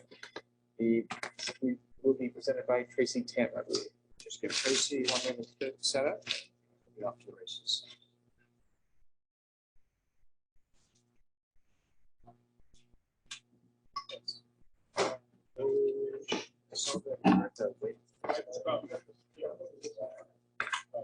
Can we take a 3-minute break? Sure. Let's take a 3-minute break. We'll be back in 3 minutes.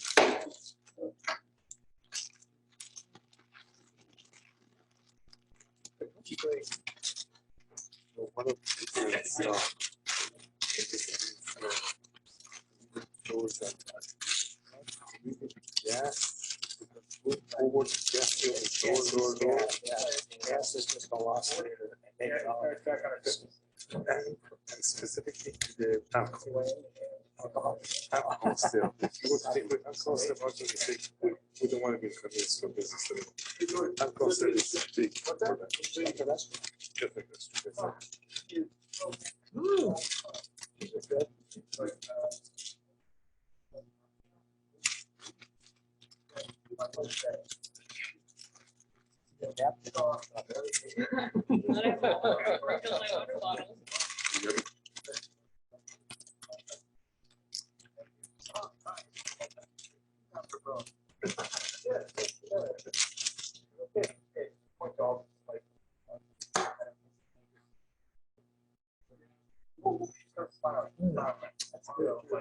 Everything so much that I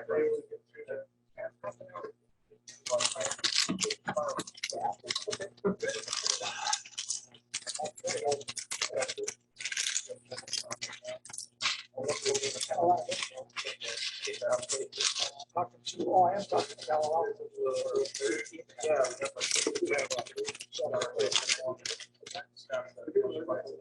Wasn't the item, for this item, the gentleman sitting in the back? We know Palo Alto had a crisis shelter.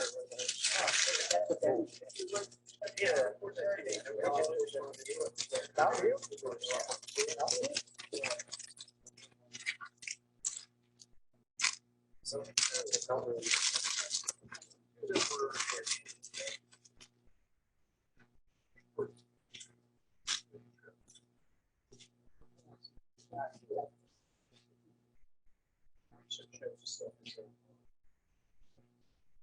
Yes.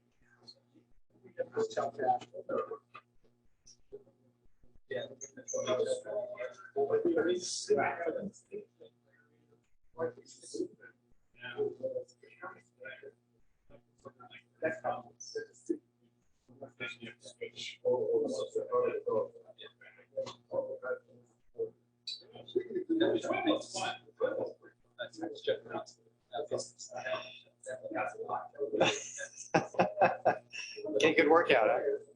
Yeah. I remember back, I always remember, like, you think you're in good shape, but carrying child baby weight is a whole different.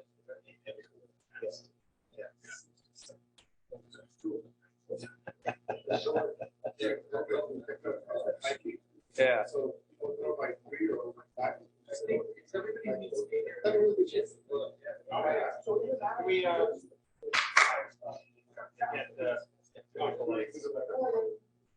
We just need to return. We don't have our attorney chair, but.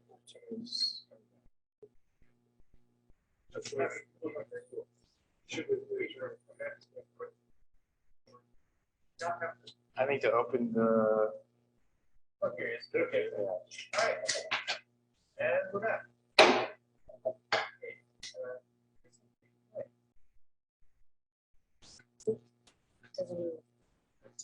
It's on. Okay.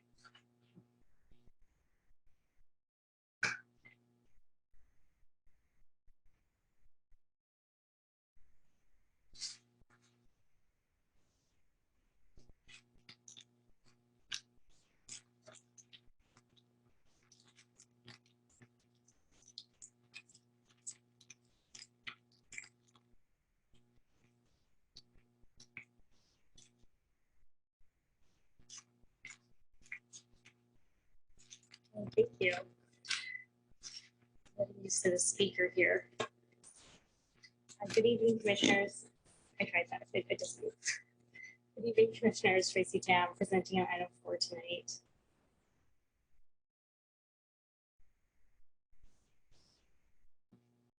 So the subject site is located at 801 West Hamilton Avenue. It's located in the Redwoods Shopping Center. The tenant space is actually, that's being discussed tonight, is located on the corner tenant space, kind of shown as the red flag on the screen here. So tonight we're here to conduct a compliance evaluation of the administrative plan development permit, PLN 2009-167, and to consider modification or revocation of that permit. The planning commission may consider modifying the conditions of approval or to revoke the admin PD permit, which would not allow the business to operate between the hours of 11 p.m. and 6 a.m. So to give some background on the site, an admin PD permit was approved by the Community Development Director in April of 2010 to allow for late night hours. Generally, late night hours are characterized as businesses that can operate from the hours of 11 p.m. to 6 a.m. The brief hours of operations that are granted is on the screen. You will notice that there is business hours and operational hours. Tracy, I don't mean to interrupt, but since this is a potential revocation, we really need to swear in everybody who's presenting tonight, which would include yourself as well. Good thing we waited to come back. Okay, what would that entail? Would entail everybody who wants to speak, whether they are online or present here, to affirm that the testimony that they are going to give tonight will be the truth, the whole truth, nothing but the truth, to the best of their ability. Does that include us or just everybody on the other side? No, that doesn't, unless you're going to be presenting new evidence, no, it would not include the I planning. didn't think so, wanted to make sure. Okay. So we can have that affirmation from everyone who is presenting tonight or going to be speaking. Why are we doing this? Because there are some cases that say when you are potentially revoking a property right, that it is entitled to a greater dignity than a normal meeting.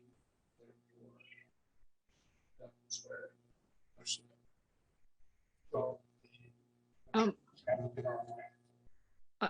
I'm not sure if the panel can see or hear me. I can't tell from my Zoom. Can you see or hear me? Yes. Okay. Hi, I'm Nancy Wang. I'm counsel for the restaurant, and we were there previously. Unfortunately, I had some childcare issues. I had to leave. At this point, I think that it would be beneficial if we were there in person. So if it's possible, we could get a short continuance with the date to come back. That would be very helpful if we could present in person. So would this, how soon would we be able to get them back? And would this mean that their permit, they would get extra time to not have their permit revoked? Okay, so two questions. One is we schedule for the next meeting, I'm assuming, is in July.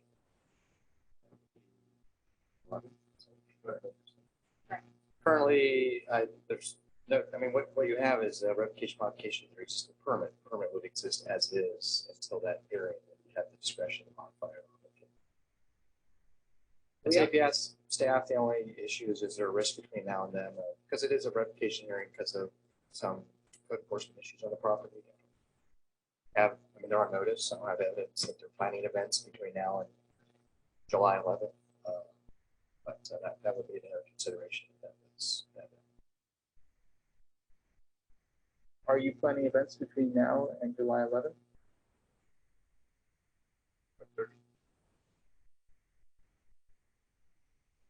Nancy, can you hear us?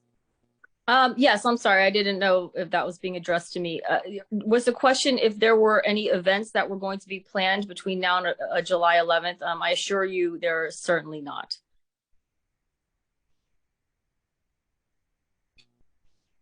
All right, Commissioner Kemper, do you have something you want to add? I just wanted to say that. Sorry, it seems like from reading report that the incidents occurred during New Year celebrations, which is around March. And so, yeah. if I'm not mistaken, so, I was just going to say, I don't think, as far as I know, there's no celebrations between now and July 11th. It's just New Year's that this goes on. Can I just say something? And I don't see a big problem with delaying it a couple of weeks, but they have ongoing, they advertise ongoing live entertainment every Saturday night,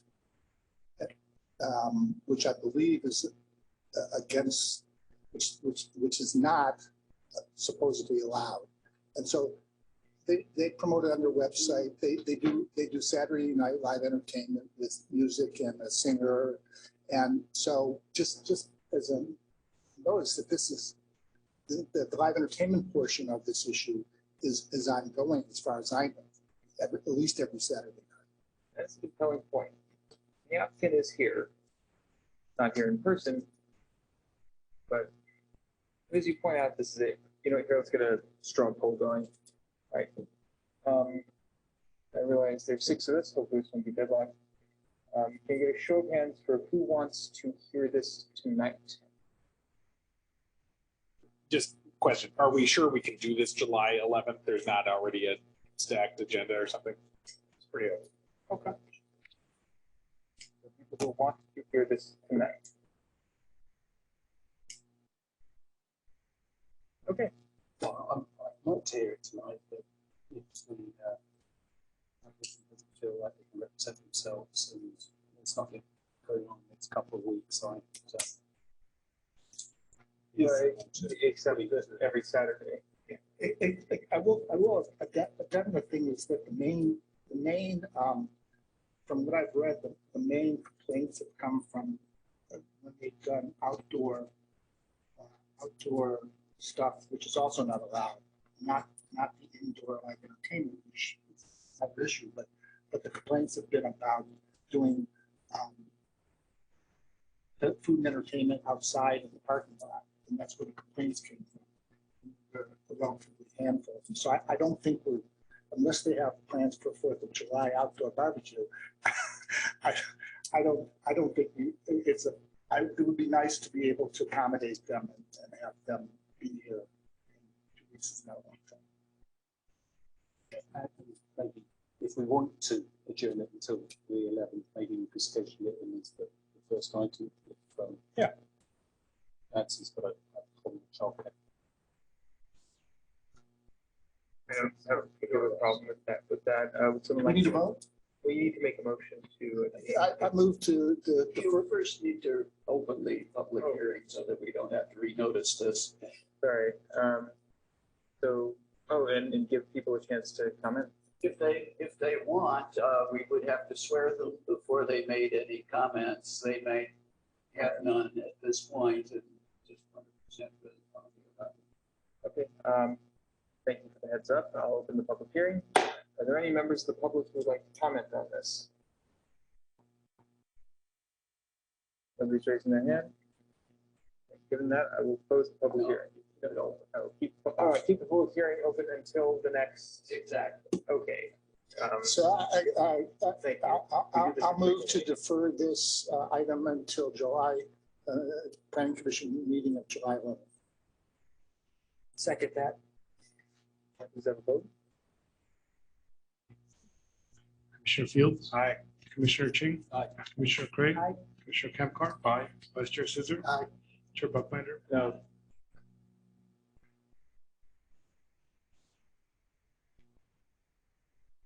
Okay, so that passes. We'll postpone hearing this until the 11th of July. We'll see you then. So I don't close the public hearing on that. Brings us to item 5, the departmental work plan. Is Rob the one that did that? That is me. Yeah, you moved so fast. Give me a minute to find the slides I was going to present to you.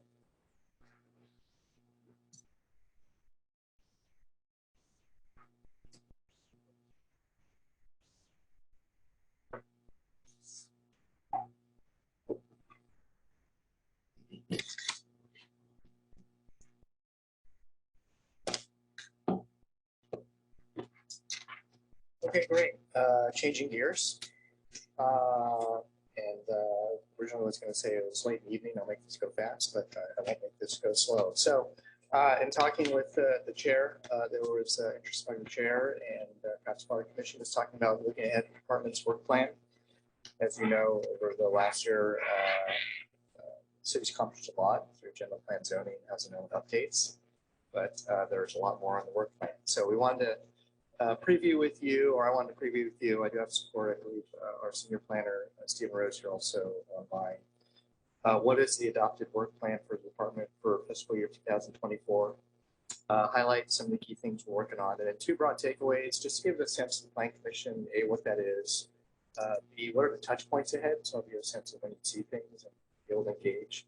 And then finally, talking to Chair Buckbinder, if Plan Commission does see opportunities where you'd like to support through an ad hoc subcommittee or some other mechanism, that could be a discussion point too. So, so a little bit about just the department. You probably don't see all of this, but there's a lot we do.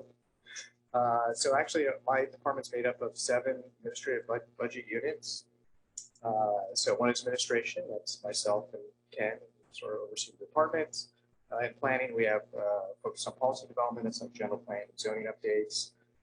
Second is current planning, those are planners working on projects. They're quasi-judicial, they come to you for hearings. We have a whole building division, does building inspection, building permitting. We have a housing program, which at this point has broad ambition, small in staff, but we're growing that to both an authorized housing manager and an unhoused specialist, so that program is growing. We have an economic development department that reports through me. We have a contract economic development manager. At some point, I think she might present to you. Her name is Leslie Parks. And then last but not least, we do have a code enforcement unit, 1 full-time code enforcement officer, and a part-time person that helps out on that part of the business. What you see usually here is planners presenting items, but I know there's a lot else going on in the department just on regulations, building, housing, and economic development. Can I ask you a question? Sure, absolutely. Economic development. I seem to remember that economic development was pulled out of community development at some point, and then it was returned. Yeah, I'll give a nuanced answer to a nuanced setup. So before I started as director, it was as a budget unit, economic development was taken out of community development, put into the city manager's office. When I started here, the city manager asked, hey, we're a little short staffed. Why don't you continue to manage the economic development unit? And that's been the case. So we jointly oversee economic development most of the day-to-day. Just a little bit about how we got here on fiscal year strategies, budgets, work plans. So every year, usually in February, the council schedules a hearing where they talk about, hey, what's the strategic goals of the city? What would we like to focus on? What's our guiding light or our broad preferences of the city? From that, they put ideas on the table. They memorialize them. Departments come back with their work plans that fit into those strategic priorities. And of course, from that, the whole point of the budget is to identify what are the resources we need to achieve those work plans. So what I brought to you tonight, I mean, there's a lot on the department work plan that you won't see, say, in building or code enforcement or elsewhere. What I tried to highlight were items that would come to the plan. So what you have on the screen, I'll just walk through each of these. Reading from the council and a lot of the strategic priorities, there is a high priority of the city council for the city to move forward with creating and adopting a climate action plan. It's industry standard in most cities. We're one of the few cities that don't have one. We are working on a more holistic approach with climate action. You can do one of 2 things. You can do greenhouse gas reductions to lower your emissions. You can also do a climate adaptation plan, knowing that climate will change. We're proposing to the council we do a holistic plan that looks at both. To oversee the effort, the council's authorized us to hire an environmental program manager. We're hiring. We have one environmental program manager in the city, so either that person or the new person will help oversee a consultant team. At some point during the preparation of that, I anticipate touch points with the commission at least once or twice on strategies and plans. Second one, more bread and butter for the commission, updates towards zoning ordinance standards. Those are a combination of 2 things. One is told the council commission the moment we adopted the objective standards, multi-family development design standards, we knew we probably need some updates to it based on practice. We're reviewing projects right now with the planners. We're starting to identify areas where, hey, we need to, a living document, we need to change things. So number 1, we'll be coming back to the commission council on some modifications to those objective standards. And two, as you'll remember, those focused on multifamily development in general, broad sense of the term. We didn't address single family development. So there is on the work plan to look at our single family neighborhoods. Number three, as the chair mentioned, high priority in the general plan is preparing the Hamilton Avenue precise plan. Very good news. At this point, the MTC staff has told us that they are recommending that Campbell be approved full funding, $400,000 that would fully underwrite preparation of that plan. Supported. If that goes through, and we anticipate it does, we anticipate executing grant agreements sometime in late summer, early fall, and that work effort would start from there. So 1.5 to 2 year work effort. Next, the next two items have to do with how the city grows and how it adapts its infrastructure to that growth. So the next one is preparing a citywide parks and recreation plan. If you look at the statistics on, I believe it's, I think it's 3 acres per 1,000. I might have that on. Campbell is currently underparked. We do not have generally enough park resources to support a population. As we grow through the housing element, that deficiency will decrease. The idea here was to have a more strategic approach to working with the school districts, perhaps the water districts, looking at resources at the community center elsewhere to try and provide those parks and recreation resources to a growing population. We applied for a grant from the Open Space Authority. We did not get it. The council came back and said, well, we'd still like to fund that plan and go forward. So there is funding in the budget. Likely that'll be mostly led by our recreations department, but there'll be some support for planning. There's a planning effort, and at some point there'll be a presentation. Next one, Chair mentioned this, and we actually had some support from Chair Buckbinder during our grant application. We applied to the state for a sustainable transportation planning grant to underwrite a citywide multimodal plan. Again, as the city grows, most of our intersections are starting towards gridlock.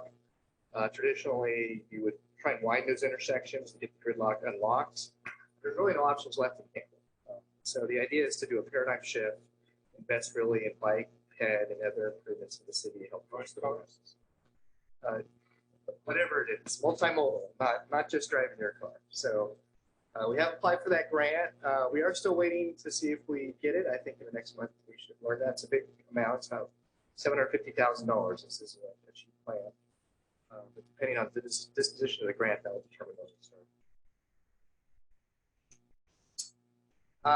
Housing element. So we have huge ambitions in our housing element. They are metered out over an 8-year period.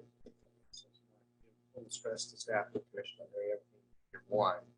Some of the highlights for the first year on the screen. The ones in white likely would not come to you.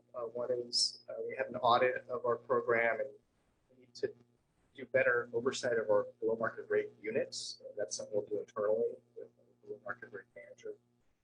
That's one that would not likely come to you. Going to the bottom of the screen, you'll recognize this. We are trying to stand up, project manage, converting the courtyard to affordable housing. That means looking at an alternative site, which could be the Campbell Tech Park, could be somewhere else.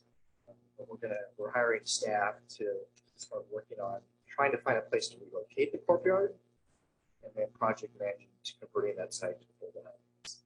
Not an easy project, but we're going to put everything into it and see if we can stand it up. The City Council has given us about 1.5 years to report back if it's feasible or not. So and then finally, on the homelessness programs, we do know we have a subcommittee looking into declaration of a shelter crisis. We are doing 2 things at the moment. We are hiring an unhoused specialist. This is underwritten by Destination Home, 3 years, $450,000. We'll have a homeless person that coordinates our programs and talks to the unhoused community and health services. And 2, we're currently working with the county to try and stand up a motel conversion to either permanently supportive housing or a transitional housing site. The 2 you'll likely see are the 2 in yellow. One is relooking at our inclusionary housing ordinance. Some changes we're looking at where perhaps we charge fees for smaller projects so we can take in revenue to use to underwrite affordable housing projects. Or standing up a commercial linkage fee, which is when commercial projects come into the city. It's not atypical for cities to charge a small fee because there's a nexus on the jobs and the need for more housing. So We are preparing nexus studies that will support the city considering both of those fees. And then last but not least, probably the work effort that would have the most touch points with the commission, an affordable housing overlay zone. So this is kind of an alternative to the state density bonus provisions. Under the state density bonus, if you provide a certain number of affordable units, you get concessions and waivers.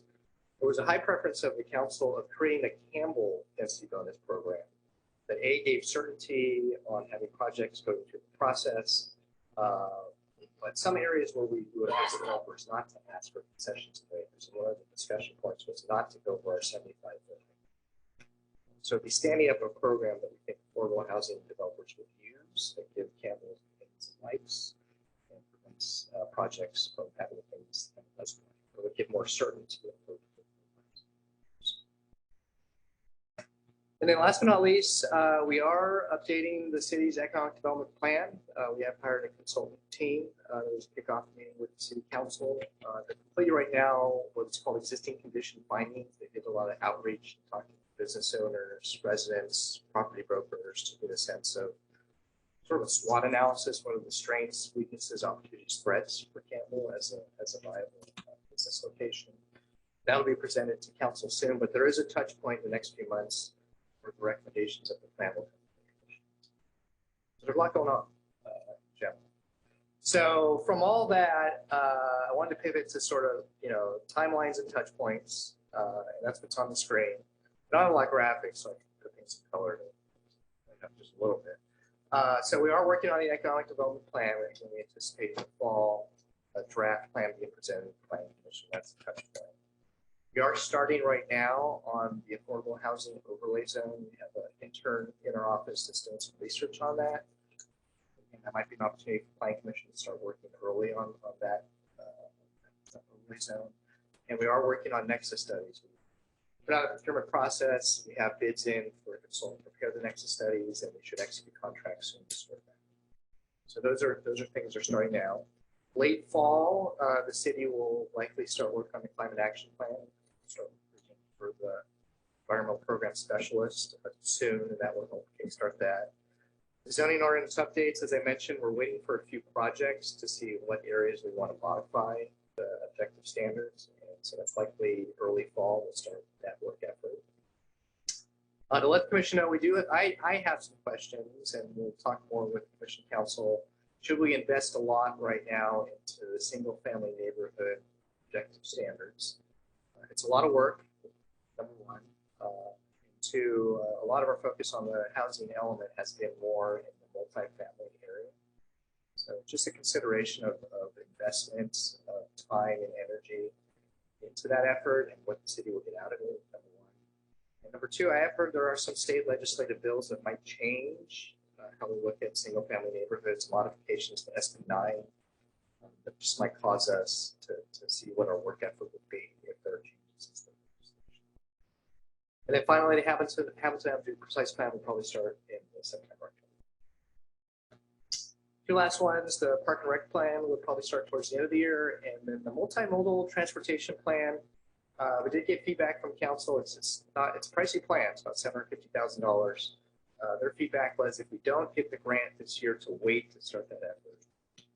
It's a bit of a fiscally slow year. So if you get the grant, start now. If not, look at other grant resources or funds before we start working. With that, I talked a little bit with our planners, and Stephen Rose is online on what are, if there's opportunities, if the commission's interested in an ad hoc subcommittee or something that helps support these efforts, be more engaged and help look into research, present options. Here are some things to think about. On the affordable housing overlay zone, there's research that can be done into both what other cities are doing, best practices, looking into, based on council feedback, your feedback, what are the suite of things that Campbell should put in its program that are important to this city. So that sort of research and teaming up will probably really help that. That's something that can start soon. There are other elements that might go into the inclusionary housing element, housing ordinance, and the commercial linkage fee that could come out of that also. And then I'd say as the economic development plan comes back in the fall, my comment, I think we have a lot of work to do on our zoning ordinance and helping businesses get permits. Some of the observations from the commission are, well, why do we keep seeing projects that have a medical office that need conditional use permit? So I think staff has had a lot of those observations, or economic development consultants may have those observations. As the economic development plan comes to you, there might be an opportunity to rather than have the plan be adopted and then do the zoning work, or perhaps start the zoning work in parallel. Remember, we did this with the housing element general plan. We adopted the zoning ordinance and the same plan, so there wasn't a gap. So it might be an opportunity when that's presented, if the commission's interested to work with staff on just advancing, researching and supporting some of the zoning things needed to streamline and support economic. Would it be kosher for me to talk to the consultant who's working on the economic development plan and ask what would be useful to them? But given that they're still working, still building things up, if it would be helpful to have us do work in parallel. Like I really took to heart what Commissioner Field said about, wait, why is this a conditional use permit? We chose this, like, maybe we should review this kind of thing. I have a couple ideas for how to do a review of that, and for you too. If you put me in touch with. Yeah, I think one option would be, I mean, they're looking for feedback at all times. So at least as stakeholders, to give feedback on what you're observing with the city and how planning commission land use is either impeding or helping economic development from the observations. I think we're great at this point. And from that, we can involve within the conversation. Is there a more formal way that the commission can help? Okay. So you can put me in touch with the person, and okay, and if it turns out that there's like some kind of information or larger scale engagement, we'll suggest forming a subcommittee, and we'll have people put some stuff here. Please continue. That's it. I'm closing up. I see we have senior planner Stephen Rhodes online. Stephen, if I missed anything that we've talked about presenting, go ahead and jump in. No, you got it all. You even got the acreage right on the parkland. So, no, yeah, that's perfect rendition of all the things we have ongoing this year. So, if we have any volunteers for any who's interest you, we're happy to dive in a little bit more of what it might entail. Stephen. Super thorough, and just continue to be impressed that this relatively small town has so much going on and operates at a high level. So appreciate the overview.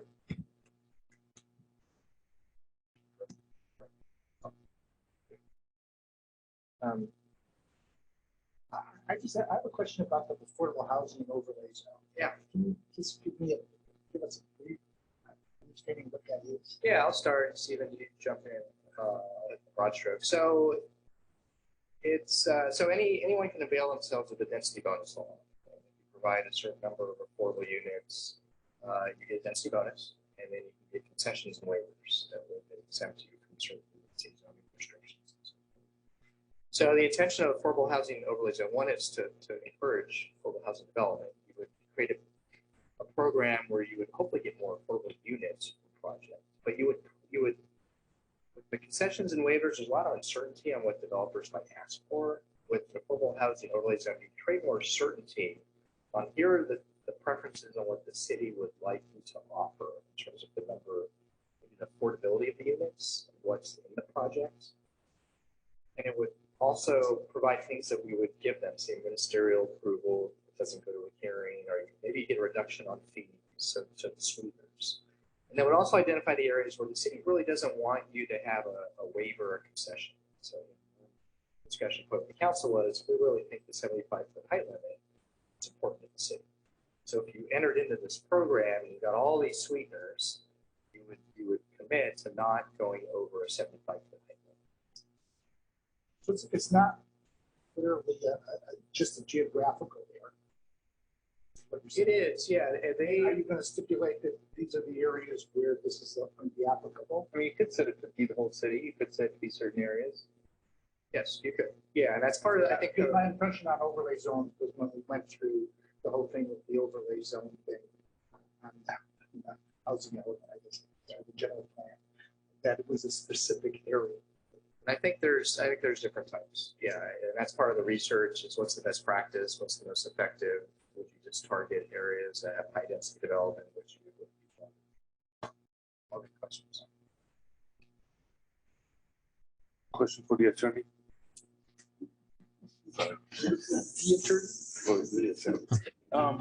So Bill, I mean, these efforts are commendable, but don't they go against what state wants? Maybe you have to be careful of that, right? There are a lot of issues there that we will have to be thoroughly vetted in the process, and probably a lot of issues to which there are no real answers yet as well. Because if the state wants you to go higher and you say, oh, you don't go higher, we give you a bonus, it's like, what are you doing? You know, just something to be cognizant.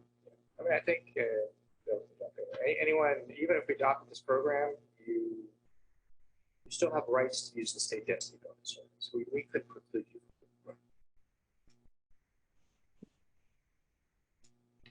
Yeah, so my understanding is that or the stick is that the state will allow developers to build above 75 feet. City council want that, so we have to offer a better parity, which is a total judgment call, and like how can that be designed and so on. It's an interesting problem and so forth. So to be clear, we're not setting up any subcommittees or anything now. We're just getting an overview of this. As we go forward through the year, we will be able to spin off groups of people who want to work on this stuff. Yeah, that'd be our recommendation. Yeah, and I think soon, somehow in the next month, Adam, you and I can talk, but there might be an opportunity if the commission wants to start work on the affordable housing overlay side. Absolutely. Yeah, I just like to say this is the sort of thing that I am really excited to do on planning commission. Like, I would much rather do policy work than do 50 more additional use permits, which is part of what we're talking about here. So I'd like to thank staff for involving us in this. It's something I've been asking for. I'm very happy that we're able to do this. Just have one more. The thing about deciding whether you move ahead with the single family home stuff, to me, it's a matter of how big of how much of our development stuff is coming up with these single family homes, whether it's really, that important, right, to make changes. So, but I just want to be clear on single family home. That would even include ones where they're the small lot. Those are considered single family homes, like the one we did recently where there were going to be 6 units on Sunnyside or wherever it was, that where they're 3-story individual units. Those are considered single family homes. I'd answer broadly everything, if Stephen jumped in, anything we didn't touch with the MFDDS. So Stephen, does that include what Commissioner Zitzer is talking to? No, so the project which Commissioner Zisser is speaking to would be now covered under the multifamily development design standards. So that project had just happened to predate the new ordinance and development standards we just adopted.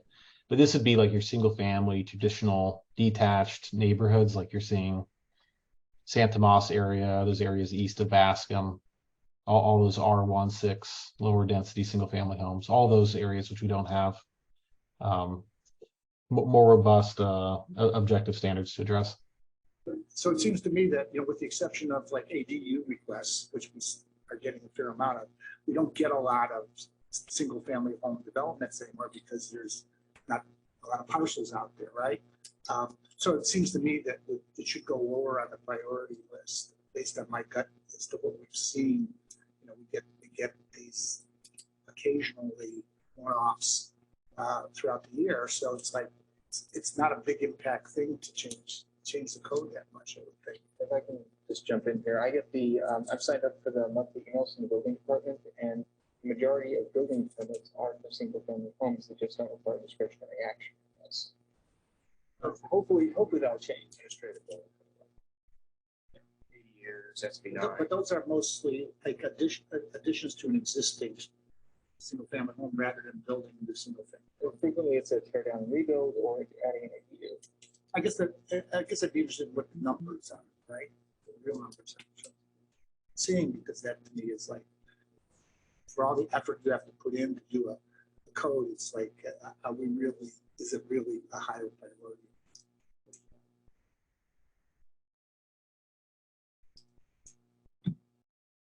Okay, yeah, I said, this also did surprise me, like the majority of the actual building activity is not the majority of what comes before planning commission.